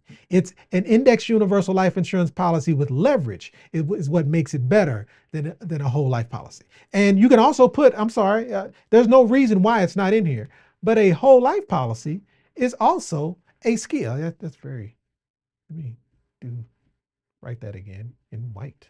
Just give it a little justice. Gosh.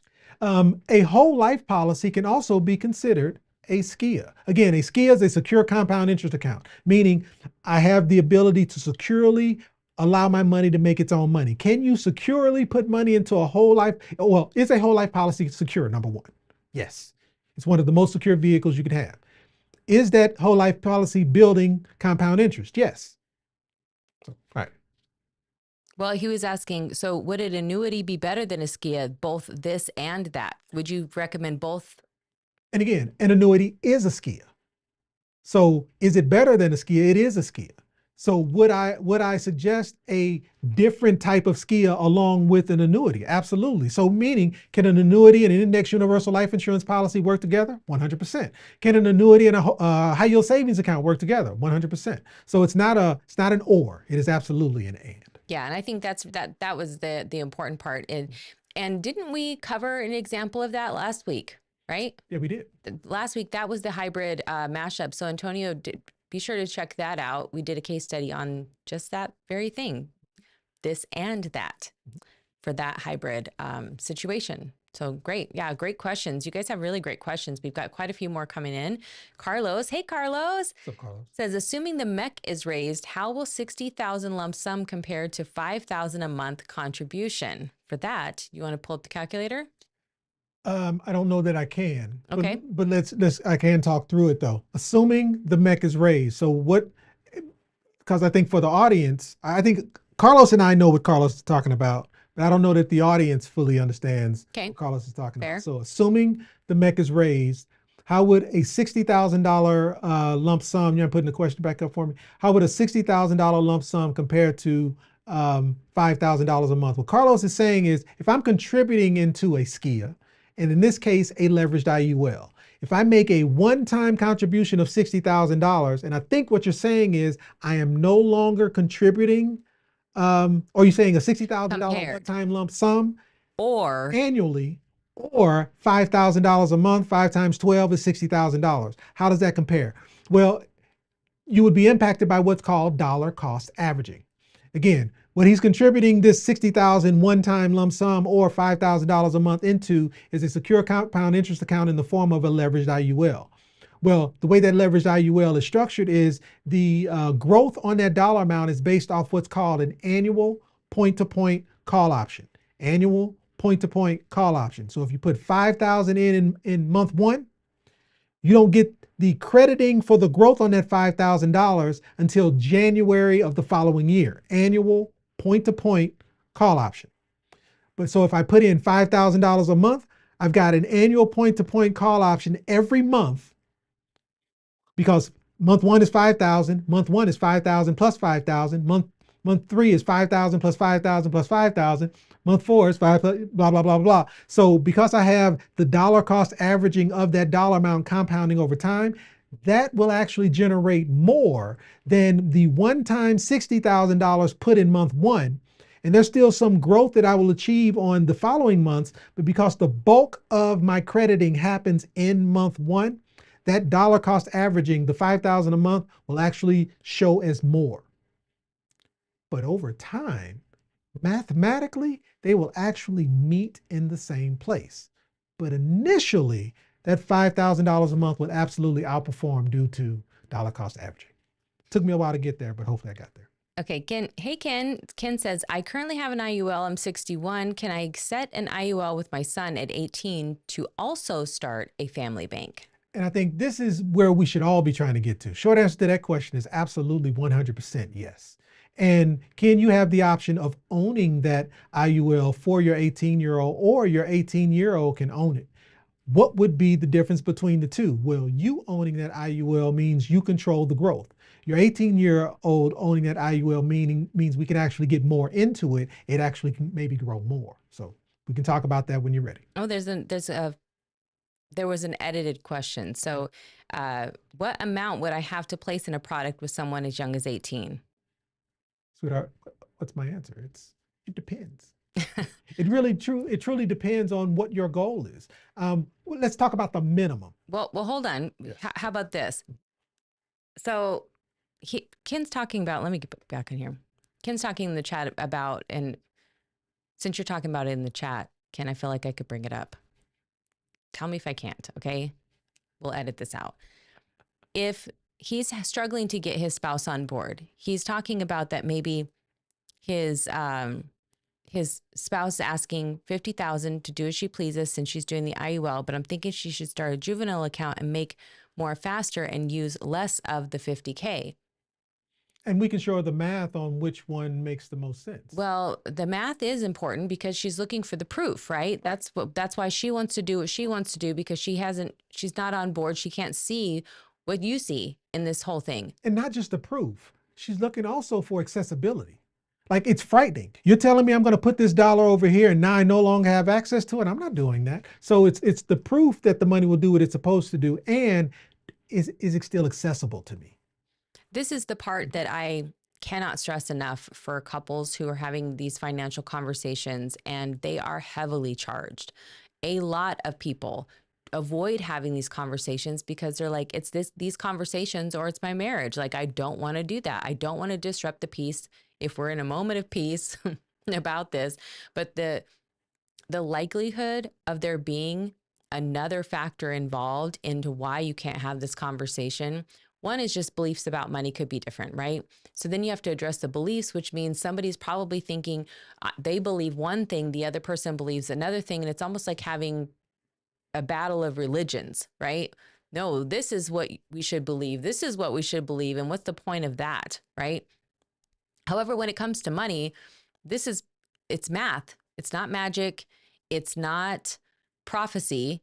It's math. And that's the difference. There are things that we can control and things that we cannot control. But one thing that we can control is our emotional credit with our family. This is something that I don't think anybody's talking about. And we talk about it in the Family Bank series. This is the part that when you're walking in with a low credit score with your family and you're trying to have a conversation that requires some credibility, right?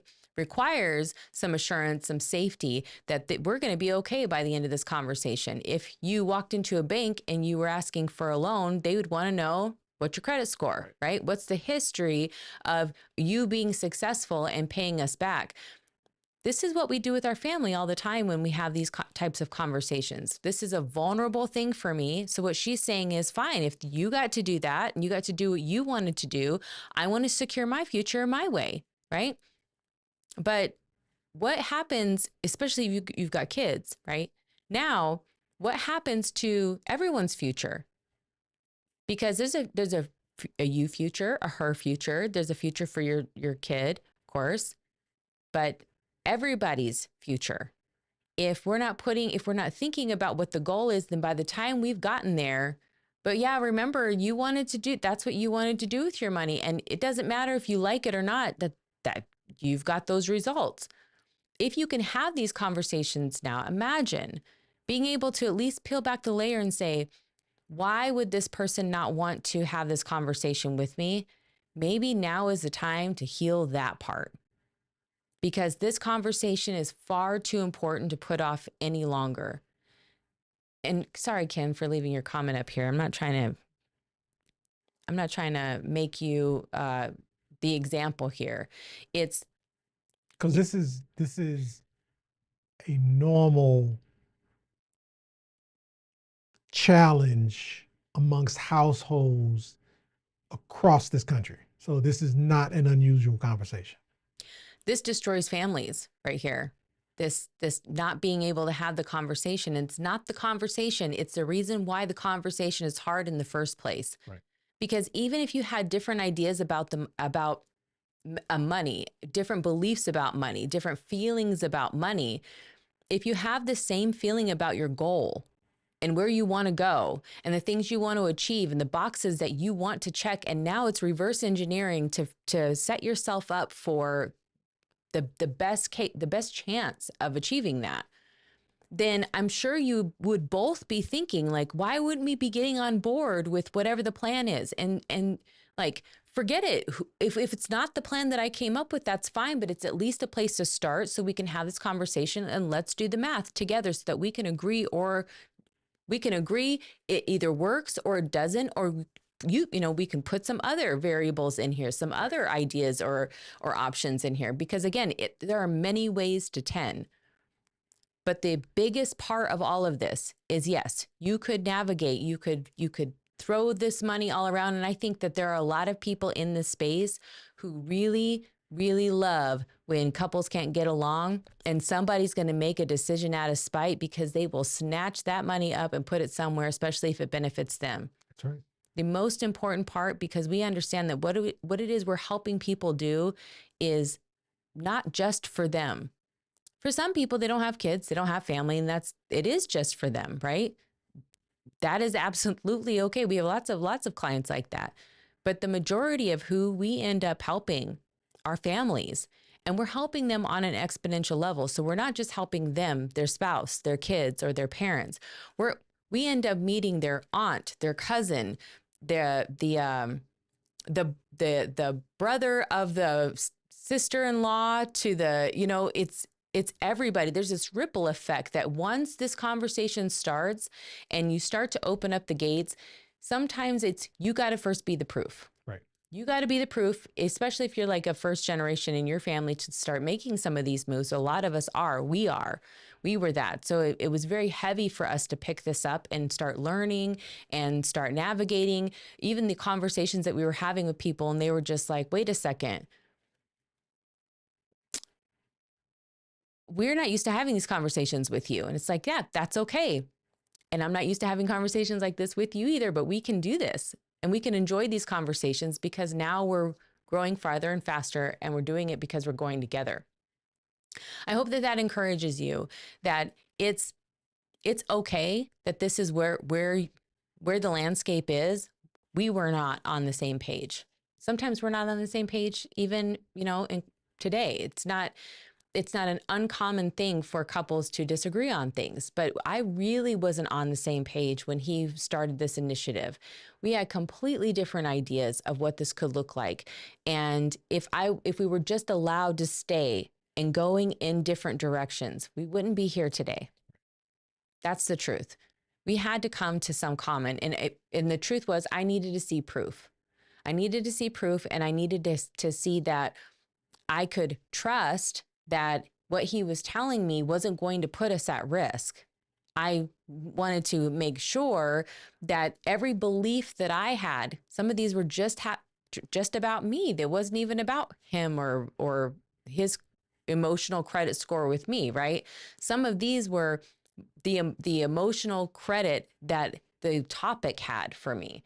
So for some people, it could be the credit score for your relationship, right? Like the trust score, all those types of things. But for some other people, it could just be about how you grew up and the mantras and conditioning. Right. Like the idioms, and think about the music that we listen to, like all of the lyrics that are just stuck in our heads, these are embedded at a subconscious level. And sometimes we don't even realize the song that is playing in relation to how we navigate or the decisions that we make, the soundtrack, if you will, financially.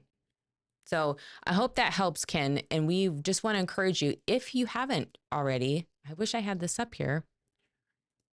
I'll put it right here. Go ahead. Well, Ken specifically, we talked about this exact subject probably 3 days ago. Okay, Me cool. and Ken talk awesome, and I really do appreciate you sharing that in the chat as well, because I know he is absolutely looking for solutions. And I think what you just shared, what you just stated, is a mic drop moment, because you're 100% correct.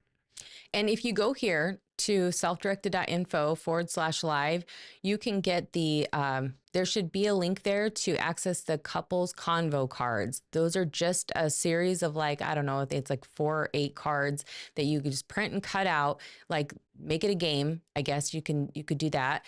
And this is just a great way to start a conversation. Like, where do you see us going? How do you see us getting there? And it's not a confrontation necessarily. It's just a way it's an invitation to open the discussion and just find out, like, how far off are we from being on the same page? And then maybe then like your other partner could hear for the first time you put it into words. A lot of people have just never even put this into words, which is crazy if you think about it.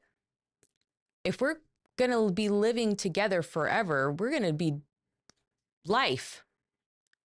Is it a sentence? Or is this a journey, right? And for some people, they've never even put this stuff into words. As crazy as that sounds, it's not crazy. This is the most common condition. And we can change it. We can all change it together by starting right there in your household, in your relationship, and just starting to have those conversations so they will no longer be taboo. Yeah, I hope that helps someone anyway. Okay, I'm going to take that down. So selfdirected.info/live. We've got lots more questions. Okay, Gabo says, your thoughts on buying the life settlement cash value policies within your Roth self-directed 401k as a way to get tax-free benefits on it, assuming you are properly licensed to buy life settlements. Yeah, what I've started to, I'll call it, inch down this path, because this is not the first time I've gotten this question. And what I'm trying to understand is the expense associated with it. I think on the surface, yes, it makes sense. Yes, there is value here. But what I don't have, I'll call it, a full understanding around is, what is the cost? What is the impact? Because is there a better way, because of the cost inside the product, is there a better way? And I don't have that answer yet. But I think on the surface, this is another one of those non-traditional investments that, based off where we're headed as a society, it makes sense to pick up. But it's, in some cases, if I have to believe, if it's not structured properly, you could be putting yourself in a worse position. And anything related to life, anything, you want to make sure you peel back the layers to understand the true cost of what it is you're purchasing, because a lot of that stuff is intentionally kept from us. So I'll kind of leave it at that. Okay, so we've got, let's see here. Oh, maybe that's it. Actually, maybe we got through them all, because let me just double check. Okay, regardless though, I'm bringing this up. Let's do it.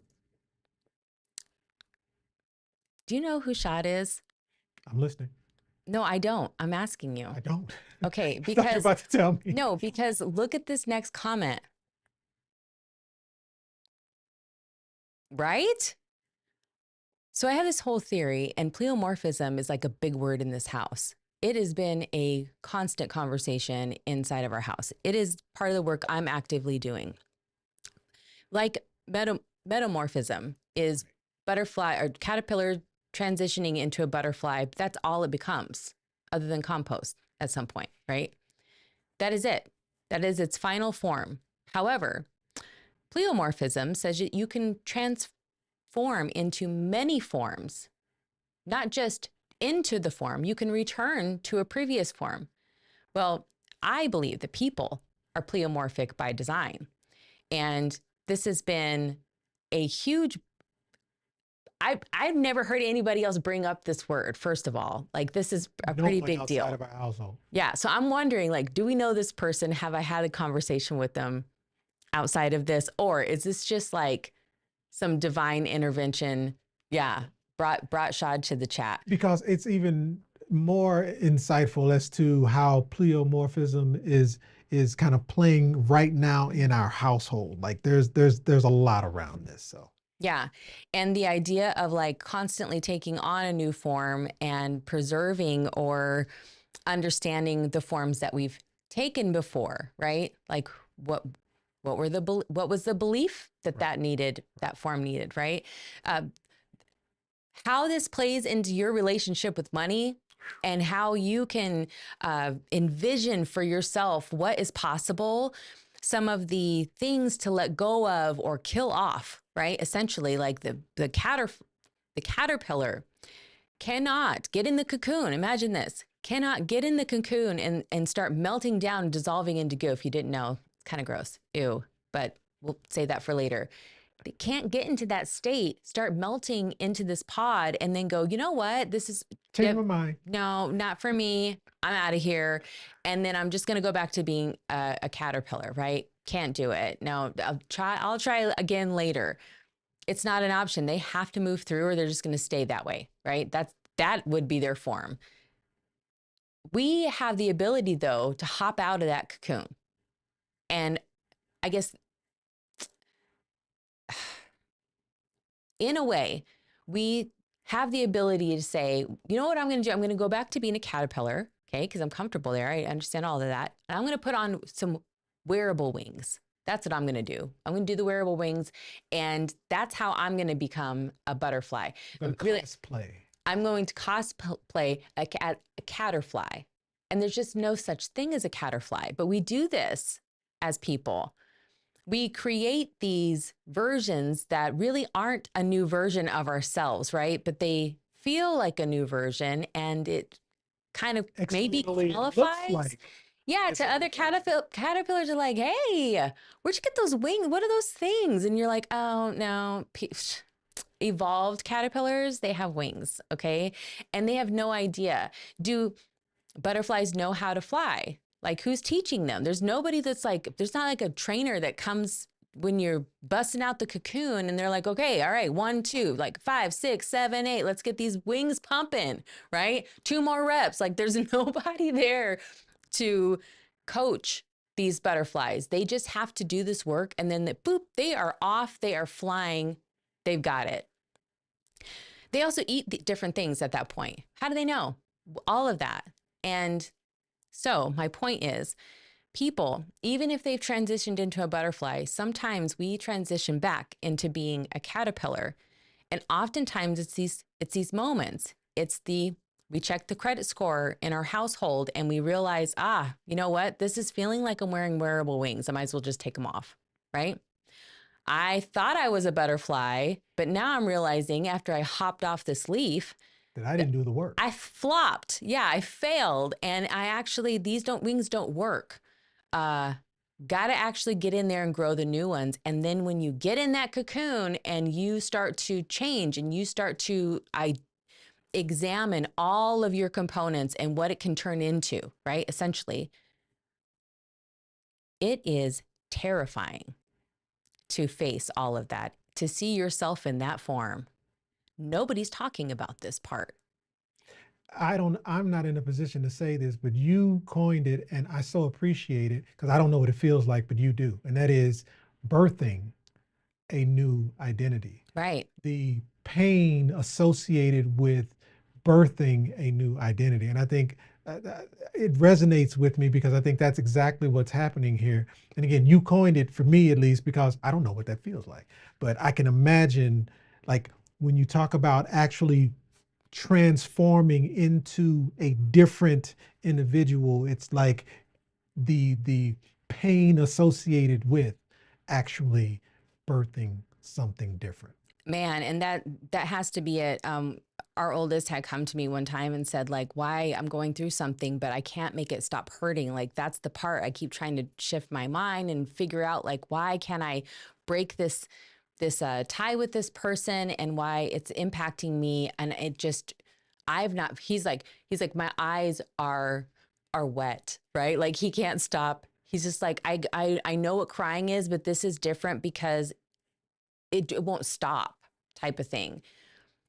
And that's when like the birthing idea had come, like maybe you're in labor essentially, like this idea of this is going to take a time period. You don't get to decide how long it takes, you know, all of these things. And I wonder like what this next version of you is going to be like. And that was my first thought. And before I could even finish that thought, he said, well, I'm going to make sure it's a good one. And that was the first time that I was ever considered that you get to decide. You get to decide your next form. You get to decide all of that. For most of us, we're hoping. We throw some seeds into some soil and then we go, okay, is this what it's going to be, right? Am I going to blossom into this particular thing? For them to have this at their age, these concepts. Anyway, we're like super off topic, but this is probably like my favorite comment ever. And I could talk about this forever and forever because this idea of who you are now, maybe you're 20, you're 30, you're 40, you're 50, you're 60. It doesn't even matter who you have been. It all matters who you will be. It all matters. Every form of you is required.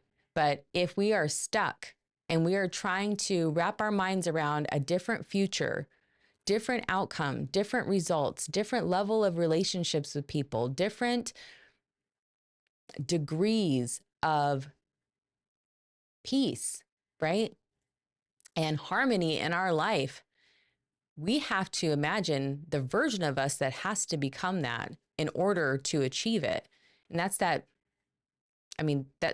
deep. You really got to be able to be willing, not able. Everyone's able. You have to be willing to do the work. And it's hard. Not everyone talks about it. No one's out here, you know, just messy faced, not faced, just nasty, messy, talking about how ugly it could be sometimes. And because it's that, some people go, whoa, this is not good. But we have to be able to do that work, and we have to be able to hand those tools to the next generation so that they'll do the work so that it will continue on.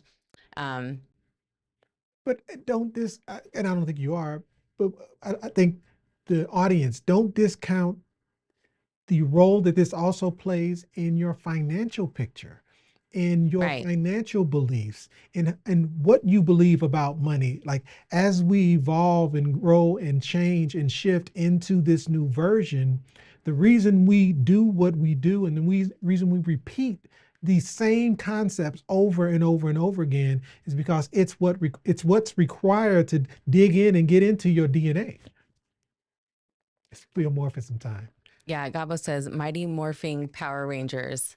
Yes. You know it was coming, right? Yeah, but like what superpower? That's it. That's it. that's really it. And Gabo, I would say it is exactly like that, because what you're calling in, like even in the chat, you and Nathan, somebody will come in and they'll be like, hey, I got this situation. What do you guys think in the chat?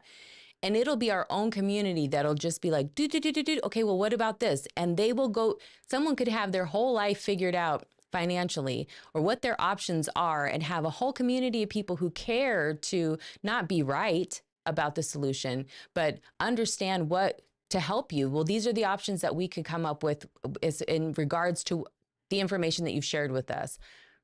That's a superpower in itself, right? Just having the knowing what you didn't know before. Right. Yeah, information. No, I really, really, really appreciate that. So thank you so much for bringing this up. Like the fact, I don't know if your name really is Shad LG Flex.